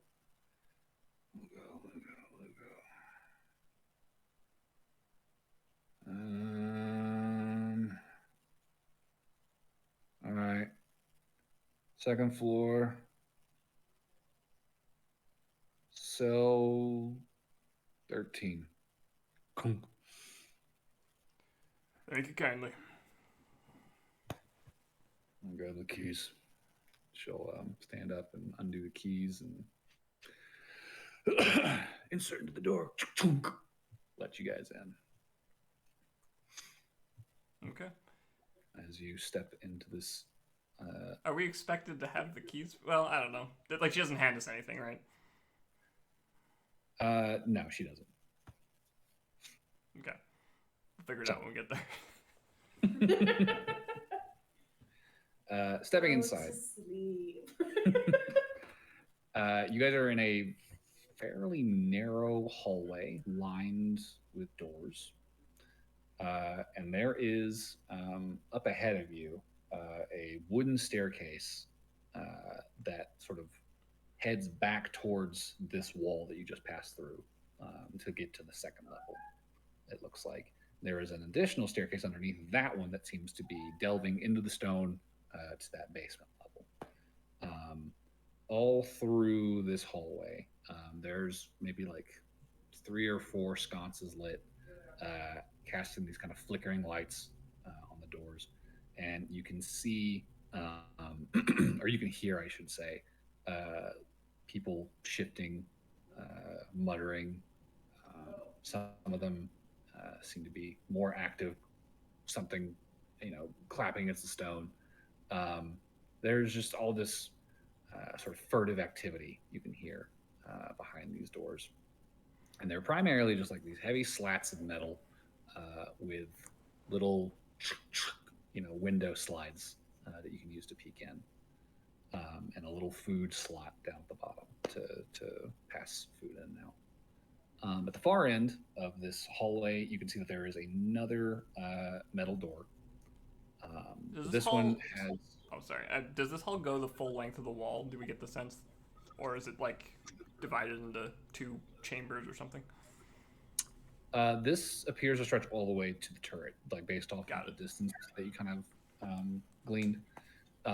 And about as far as the turret would be, you see that there's another metal door.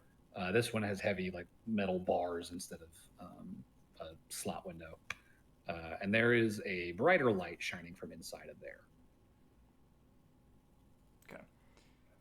You said there was a staircase nearby that we could use? Yeah, there's stairs that go down a level and stairs that go up a level. Second floor. All right. So, heading up, stairs creaking underfoot. You guys make your way to the second level. Very, very similar layout to the first. Honestly, if it wasn't for the wooden floor, instead of stone, you would not really be able to tell the difference. Okay. Except there's Are no the cells door. numbered? Like, visibly numbered? Yes. Okay. Head to 13. Okay. How much time has passed at this point? Since the spells went up? So yeah, we'll say since the spells were cast. Let's see. Gate check-ins, probably 5 minutes. Short conversation in the courtyard. Or like 15 minutes total. Okay, we're good then. So you guys walk the length of the hall. 1, 2, 3, 4, 5, 6, 7, 8, 9, 10. You find yourself standing in front of the iron door leading into the tower. Is there any additional stairways in this hall, or is this pretty close? Like, or even a door at the end that would lead into the tower or into the corner thing? Yeah, there's a doorway. You would be standing in front of it at this Oh, point. we're like And way again, at the end of the hall. Yeah, so you walk the length of the hall, passing 10 cells, and you'd be standing against this metal door with the bars. You can see through the bars into what looks to be a fairly comfortable little sort of office/living space. There is a fire lit in a fireplace on one side of the tower. You can see some chairs that are set up, and there's a couple guards sitting inside, just kind of shooting shit, talking to each other. Didn't they say 13 on the second floor? Yep. I mean, You can see there's only 10. You can see across from the tower, or across that tower office, there is another door leading to the second wing of B block. Oh, okay. And we don't have keys to get through this door. You were not handed any keys. You want to try to open the door? Sure. The door's locked. All right. Knock on it. And the two figures in the seats will kind of sit up and look towards you. Gotta get to cell 13. The fuck? And one of them will stand up, this little dwarvish guy with a real tight trim beard, just kind of toddle over to the door. What do you need in cell 13 for? Look, I'm just trying to get off shift. Aurelian specifically asked me to bring Lugo from cell 13 right to his keep office. Fuck. Give me a deception check again. 21. Jesus Christ. All right, yeah, give me a second. And he'll start fiddling with the latch. You hear the chunk. The door opens. It's like, come on, this way. And as you guys cross the room over to the second door, you'll see this second figure, human man, older, just kind of wave at you from the chair.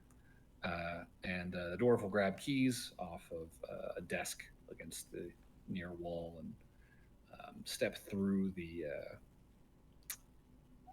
additional door into the next hallway. You guys walk a few more cells, reach cell 13. Okay. So just to be clear, we didn't take like a right turn then, or? Yeah, you would have, like if you were looking in the window, you would have seen the door like off to your left. So are we on the north side of the building now, or the south? You're on the side? south side. South. Okay, so we're closer to where we started, basically. Yeah. Okay. So she didn't give us any keys for the cell door? No, the dwarf who let you in now has a key ring. So Oh. he'll take that. Got it. Is he following us, or is he? He's walking with you. He's got the keys. Says 13. You said, right? Yep. All right. So he'll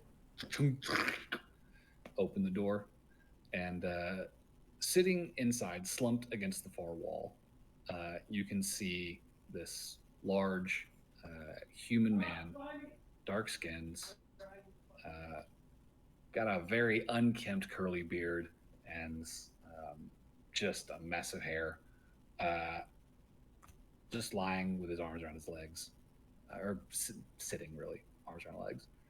And as the door opens, he looks up, kind of surprised to see the three of you standing there. And the door says, "On your feet, Lugo. These guys say the warden wants to talk to you." You got a date with Aurelian. Come on. Yeah, cuffs. I'll like pat my sides.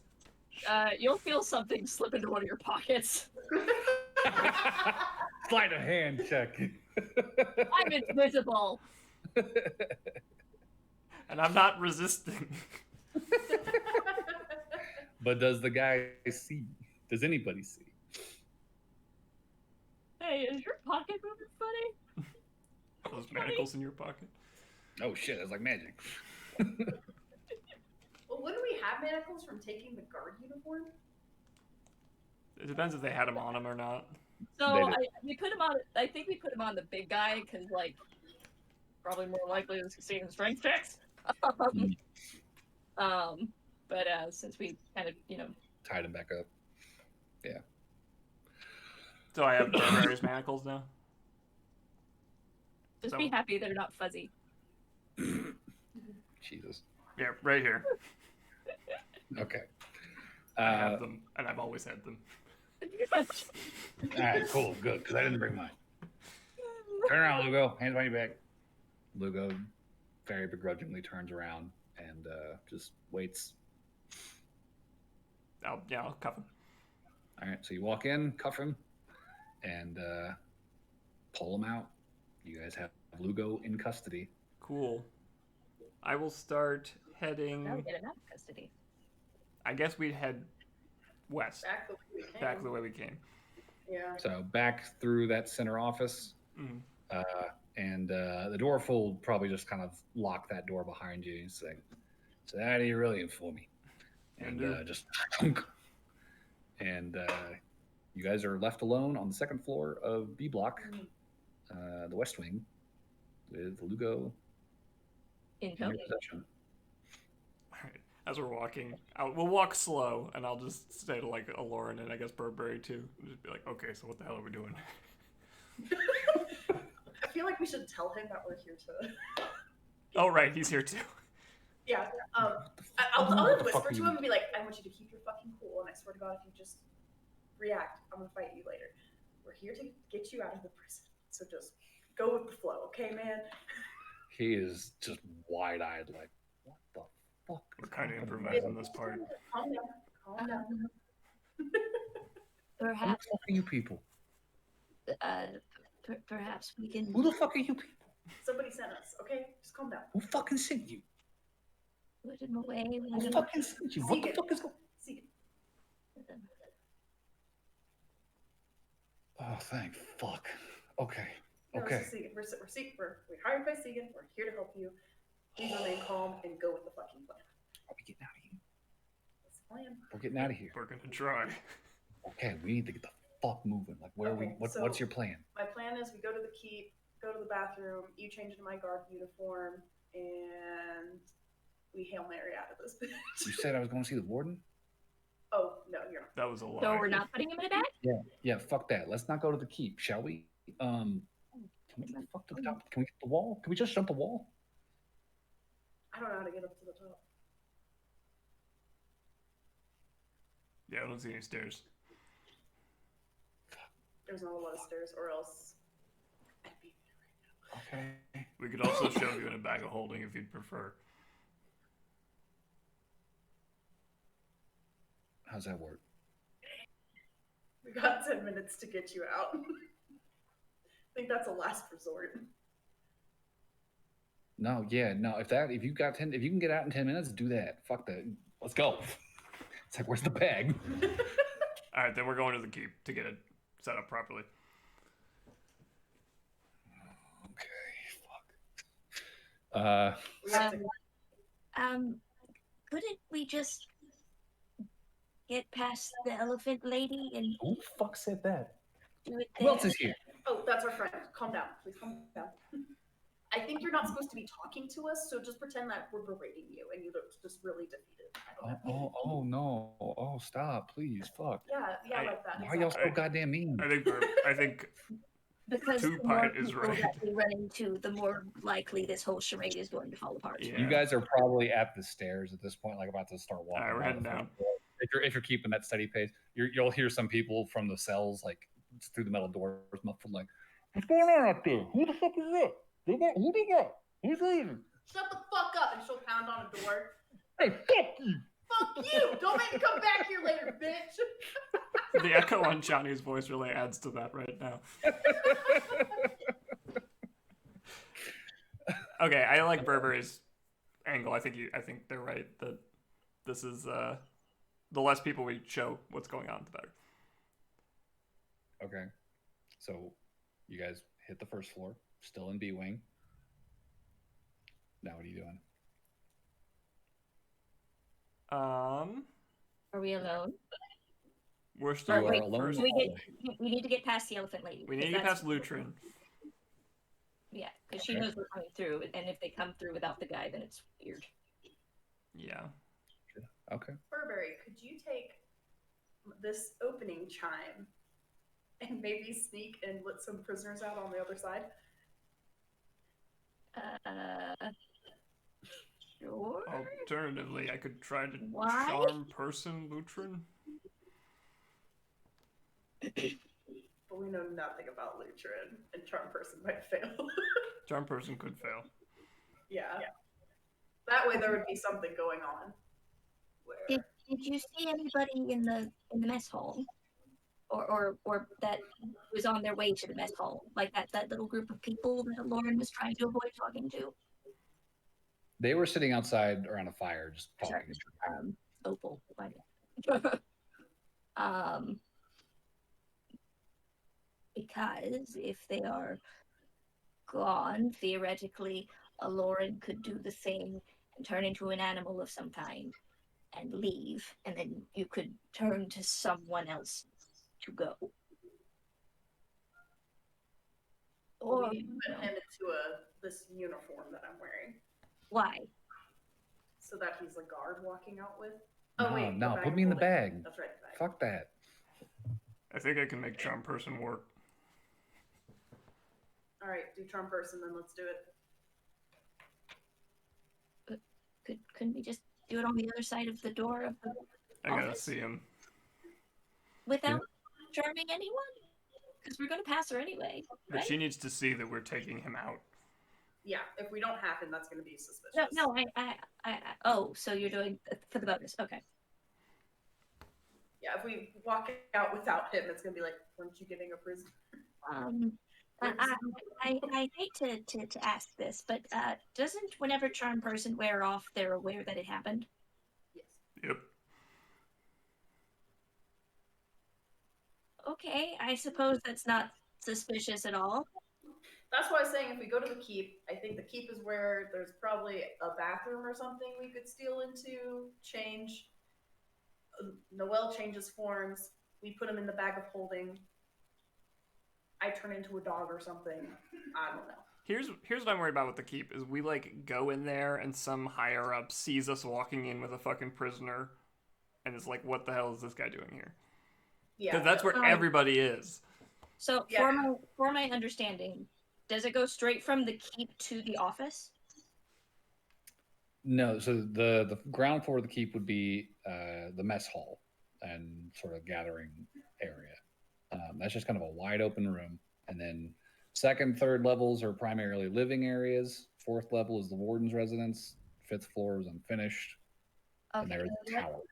What's directly on the other side of Lutheran's door? On the outside of Lutrin's door, Yeah, like right after we exit her office, where are we? oh, you're back in the Bailey. So back out in the yard. Yeah, Okay. that's why it's Where Shadow are Lake. we? yeah.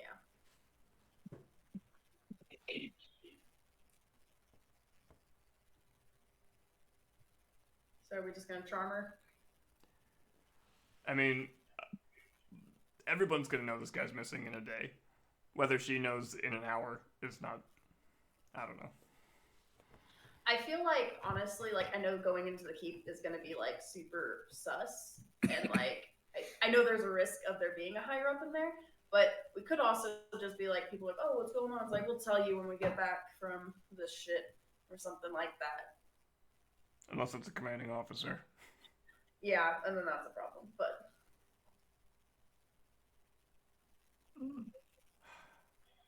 Is the guardhouse pretty like closed off? Like there's no windows, or is it like is it No just a windows. closed off, contained space with just Lutrin in it? Yeah, Lutrin's the only one there. There are 2 desks. Lutrin's sitting at one of them, and then there's the sort of mini armory sort of set up with all the cabinets and weapons by the front door. Because even if charm person fails, that doesn't necessarily mean we've completely failed. True. I don't know. I am just so wary about going to the keep with this dude because that's just like everybody's there. Yeah, no, let's just trauma. Just do it. Let's risk it for the biscuits. I think we got to Whenever try. you have major illusion, this is going to be very different. Berber, if they get angry with us, just calm emotion. Okay, so I think the plan is we're gonna keep walking out with Lugo.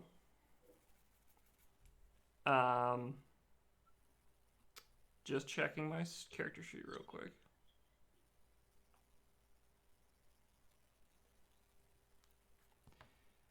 And so we're gonna walk out the door into the what's it called? The Lutrin's guard area. The guardhouse. Okay. So that door was locked behind you, so knock on it, right? And about a minute later, Lutrin will open the door. Got him? Right here. Come on. And as you guys step out, she will close the door behind you, lock it. What are you doing? It's like squeeze between them.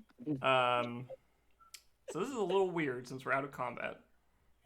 Okay. But I would like to say to Lutrin something like, sorry, Lutrin, this is going to get weird. I will use a bonus action, unsettling words with that. And then I'll use my action to cast Charm Person. I hope you like awkwardly flirt with her. Lutrin, as she's finishing locking the door, is just like, what the fuck is going on today? And you let loose Charm Person. So that is a wisdom save. Wisdom save, and with unsettling words, she has to deduct a D8 from it, which I roll as a bardic inspiration dice. 7. Oh, hell yeah. Let's go. DC 17. Cool. So Lutrin rolled. You said 7 off the roll? 7 off the roll. -6. Oh, God.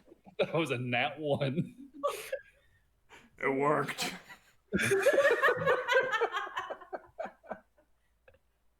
Oh my god. And there's that split second of like, did it take? Before Lutrin kind of gets a small smile. Is like, you're fucking with me again. All right. Lutrin, we got some other stuff to do tonight. If you don't mind, just keep this under wraps for a little bit. Yeah, sure. What's up? Well, first we gotta get this guy situated. And I'll gesture to Lauren to get him in the bag of holding, I guess. She's just kind of like,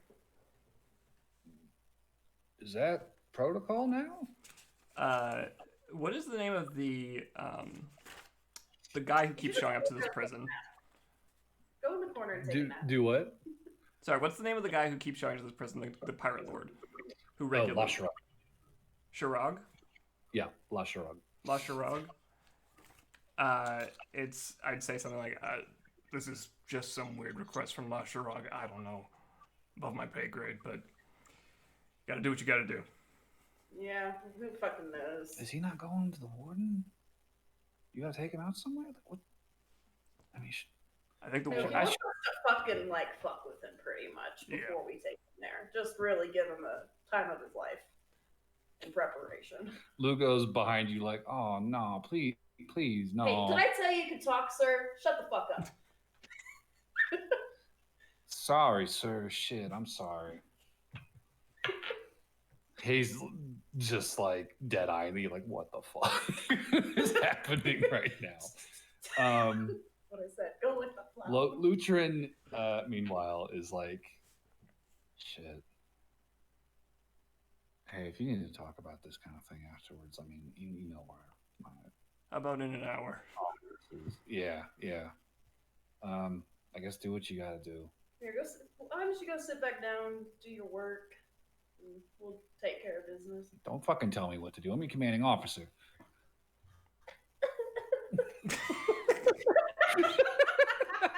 You just play this guy as a fucking whiny crybaby.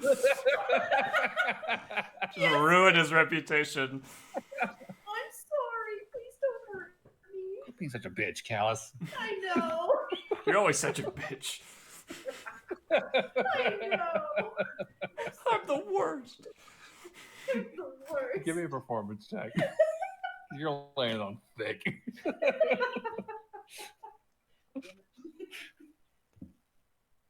Oh, God. Is pettiness going to be our downfall? It's a 13 plus 2. 15. Yeah. She's just like, Callus, shut the fuck up. Yes, ma'am. Sorry. Like I said, if you need anything, let me know, all right? Sure thing. All right. You heard him. Bag now. She turns to Lugo and he's like, Don't let him take me. Don't let him take me. I said, shut the fuck up. And she fucking bam across the face. It's like, ow, fuck. Get him back. Now. He's like takes a tentative step onto the bag. I guess he like set it on the ground and he like fucking stumbles, falls, like, oh shit. And Lugo just starts like grabs the other leg that's like splayed down on the floor, starts like twisting to get him into the bag and just pushing him in. It's like, get the fuck in there. He's like, fucking no, stop. Before finally closing the bag over his head, latching it, fucking hefts it up and hands it to you. That's handy. God damn. Just like, we should always do this. We should get more of those. It could go wrong. All right, well. Now we just need to figure out how the hell we're getting out of here. Oh, I was thinking you could say you dropped the key to your locker. Who said that? Oh, sorry, message. But if you cast a spell, it'll drop. Oh, right. Just Well, never whisper. mind. Just whisper. I'm not okay. I'm not dumb enough to talk whenever she's there and I can see her. I just forget because I can't see her. Hello, Lucho. Lugo, are you haunted? Yeah, sure. I'm a warlock now. I took on a patron. Oh shit. At this point, you've got Lugo in a bag. Lutrin is charmed. It is 11:15. You guys have to figure out how the fuck you're getting out. I'll be like, hey, I'll bring Noelle closer. Like, maybe you should ask if we could tell her we forgot something outside. I dropped something important and we need to go outside. Have Lutrin essentially escort us out of the building or out of the keep. Yeah. Like That could work. Are you wanting to stop the session here, Plette, or do we need to make a decision right now? If you've got an idea, we can run it. But otherwise, if you need to think, then I would say let's stop. I feel like if she's already like head over heels, like, yes, anything you want, Lumpy. What are the limitations wish I of charm could person in this roll barbaric. circumstance, Plette? She's charmed. She treats you as a trusted friend, I believe is what it is. Just be like, oh shit, I forgot the important thing outside. I think I dropped it. Fuck. I don't have the fucking... Can you write me a whole pass? Charmed creature regards you as a friendly acquaintance. Excuse me, not a trusted friend. Friendly acquaintance. When the spell ends, they know. So I don't have like I can't like mind control her to do stuff for us. No, but she is not. She's not hostile or indifferent. She would be considered friendly. Sure. I would turn to Lutrin then, and I would just say, actually, Lutrin, you said you could help me with one more thing tonight. I mean, yeah. What's up? So, gotta be honest. Lost my key ring. out in the woods, and might need your help to get back out there. Seriously? Look, I was just on patrol shift. Toro, Jesus. And if I ask to go right back out, they're gonna probably Yeah. be a bunch of assholes to me. Can't wait until morning? Do you want those keys sitting out there in the wilderness till morning? All right. Give me a deception check. Fucking roll higher than a 10, goddammit. That's 21. 21.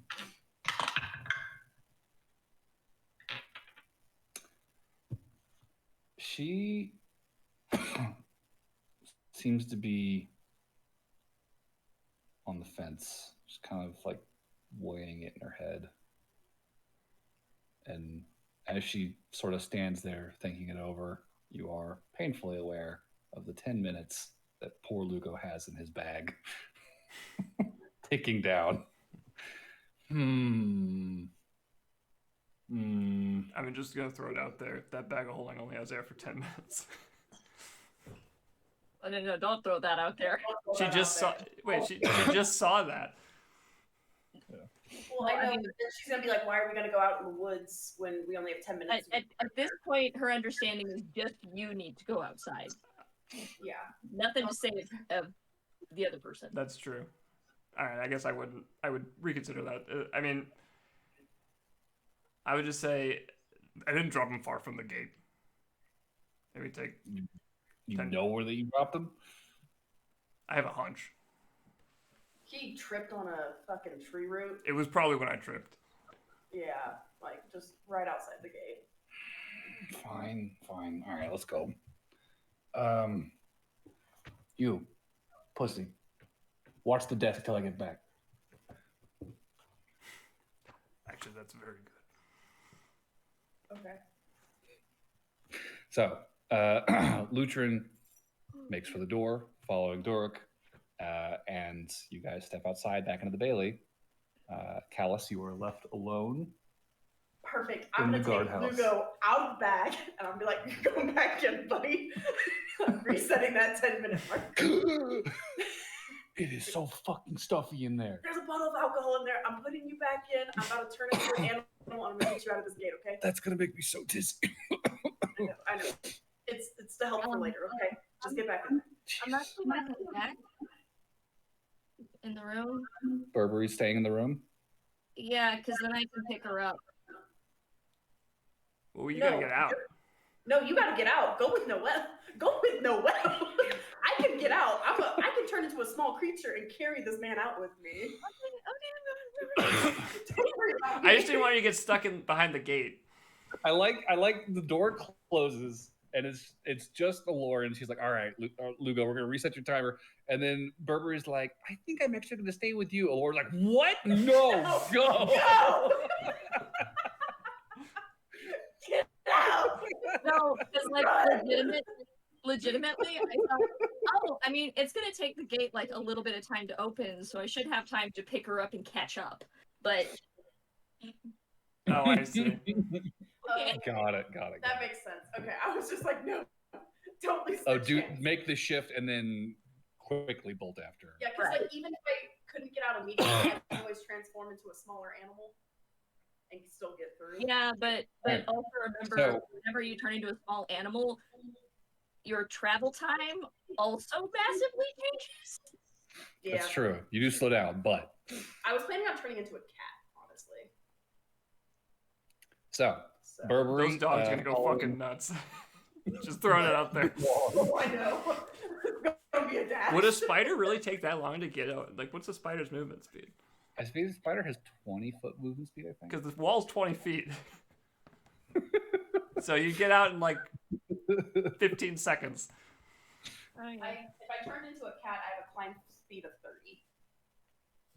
Oh. But if you turn into a spider, you have wall climb. Yeah, nobody and the dogs aren't gonna freak out. Okay, yeah, okay. Okay. Anyways, Burberry following Noelle as Noelle is escorted by Lutrin to the gate. Yes. Lutrin calls up to the gate. "We need out for a moment, please." and you hear "Enter gate." And Burberry, you see this happening. Noel, or Aloran, you can hear it from inside the guardhouse. You guys make your way inside the enclosure. The inner gate is dropped behind you. Outer gate. This is where you talk her into not coming with you. Just be like, I'll be back in a minute. Like, I got this. And yeah, Lutrin and Zurich, you guys are. Yeah, I'll just say offhand, I'll just be like, look, you don't have to come with if you don't want. I'm pretty sure it's like 10 minutes that way. I know you're busy. You sure you comfortable walking alone out here in the dark like that? I mean, I got your back, man. I've had to do it before. You really should get a better key ring. First thing on my list when I get back. All right, well, see you when you get back. And she will turn around and begin making for the inner gate.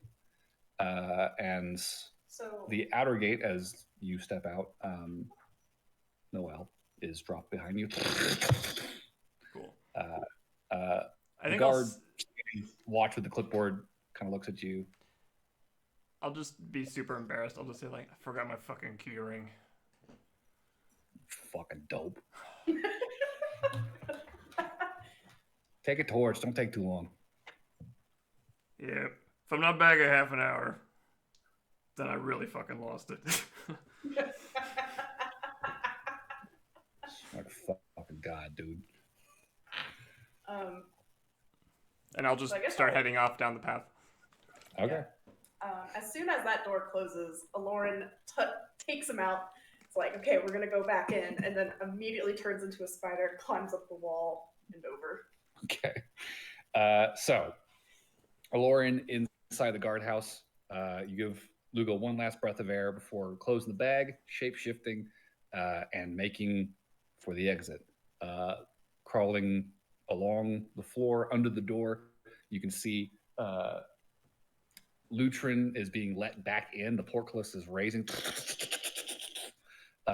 You very quickly, about face, scamper up the door on the outside, over the ceiling, towards the stone wall. You've been making your way up over the outer wall of the castle, just as Lutrin is crossing the bailey, opening the door to the office. And as you are dropping down outside onto the grass, you can hear Lutrin muffled from inside the fortress. Callus, you son of a bitch! Where the fuck did you go? Callus! Did anyone fucking see Callus? No, he went in to talk to you. Where the fuck is Callus? You just hear the fucking Lutrin popping off as you fucking skitter away to the grass. From the tree line, Barnaby and John have been keeping careful watch. You guys have watched as a handful of groups have made their way sort of in and out of the gate. You see the day shift patrols coming back, the night shifts leaving, heading out, kind of fanning out across the exterior clearing in various directions to start sort of patrolling the area around the woods. What are you guys doing to avoid notice from the patrols? I mean, I'm probably going to be stealthed up a tree or something. Up a tree? Yeah. Okay. Where are your prisoners? Up the tree with me. Just hauled them up. John threw him up to Barnaby. Got him. Jesus. All right. Hanging on the branch. I fucking hate this. This is your fault, idiot. You guys are just keeping watch from your treetop. Probably about 20 minutes pass before you see the familiar figure of Duruk stepping out of the gate, accompanied by a large Loxodon. They exchange a few words before the Loxodon heads back through the gate, and Duruk continues down the path towards the edge of the trees. At this point, what is everybody doing? Holy shit! I can't believe that worked. Aloran is. How much time do I have left? Like, where am I at? With wild shape, you got like an hour, Well, like in like about 3 or 10 4 minutes. hours. Oh, with Lugo? Yeah. Oh, yeah, it's 10 minutes total. So you've probably got like 9 minutes by the time you hit the ground Like 9 minutes left. total in the bag. Yeah. So you could fucking scamper wherever you want Okay. in I 9 will. minutes. If I see Lumpy, I'm gonna Okay. beeline towards Lumpy. You kind of climb up like a particularly tall strand of grass. You can see in the distance the very blurry shape of somebody walking alone out into the woods, making your way in their direction. I'm keeping a really close eye, so if I get to 9 minutes, I'm gonna pop out and Sure. run into the trees and let him out. Yeah. Assuming Noelle is walking slow enough, searching for Sure, keys. I'll feign searching for the first leg of this farm still visible. Yeah. The spider is probably able to catch up in fairly short order. Oh shit! I squashed it. No. Ow! Noelle! Oh, What? sorry. Am I just on the ground now? No, I didn't actually squash. I'm joking. Ew, a spider. I think once I'm relatively out of range, I think probably dart into the forest, try and suss out where Barnaby John are, because we now have a timer of trying to get the hell out of here. So, Yep. Once we are in the forest in a safe distance, I will wild shape back into Aloran and let Lugo out of the bag. Oh shit. Great. All right. It's claustrophobic. Be quiet because we're still close to the prison. Fuck. I can't. I never can anything. Yeah, me and Ruby put away. It's just crashed. I got sick.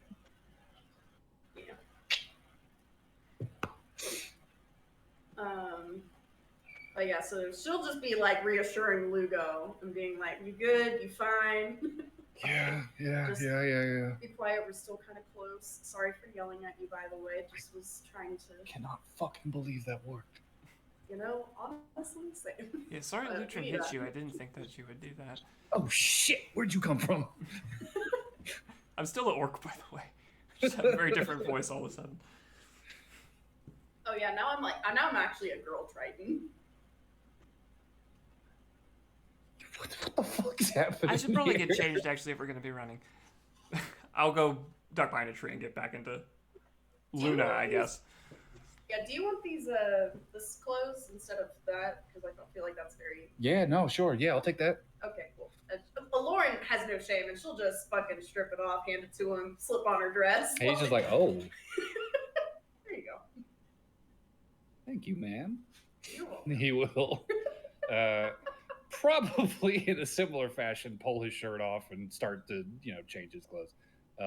There is a slight amount of like, kind of to the proceedings here. Look at the monster. Oh, Rotten. But yeah, he'll change into the guard uniform. You guys will get yourself situated and reconnect with Barnaby and John, presumably. I'll sending them. We'll say that I'm sending them just to make sure, and just say like, Okay. head south. We're near a big tree with a giant, what looks like a dick branch coming out of it. And then I would like. Oh to yeah, I stayed clear of that one. For the. I remember that.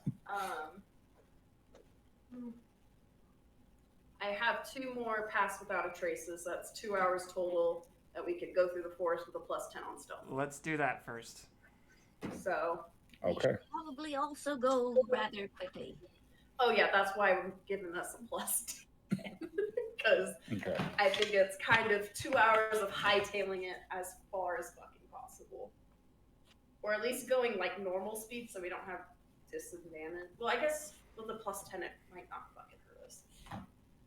I mean, so we have probably at least like 30 to 45 minutes where things are confusing for them, but nobody's going to be like actively hunting probably.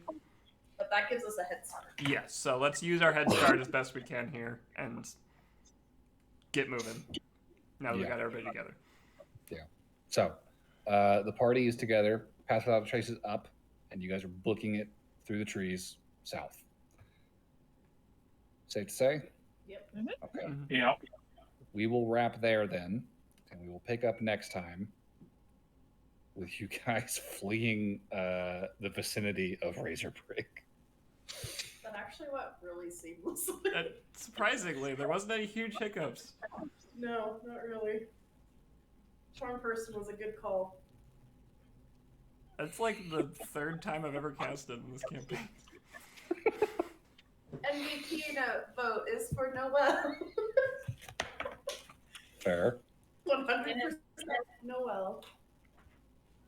1041, 431, night. And MVP. I heard 2 for Noel. Yeah, I'm fine with that. Yeah. MVP Noel. So Noel, take your 2. Everybody else take 1. Well, thank you. I think that And gets me that's 3 fresh. points, so I will trade that in for inspo then. Oh wait, who gets normal RP points this session? I'll give it to everyone. Cool. Then yeah, I will trade in for inspo.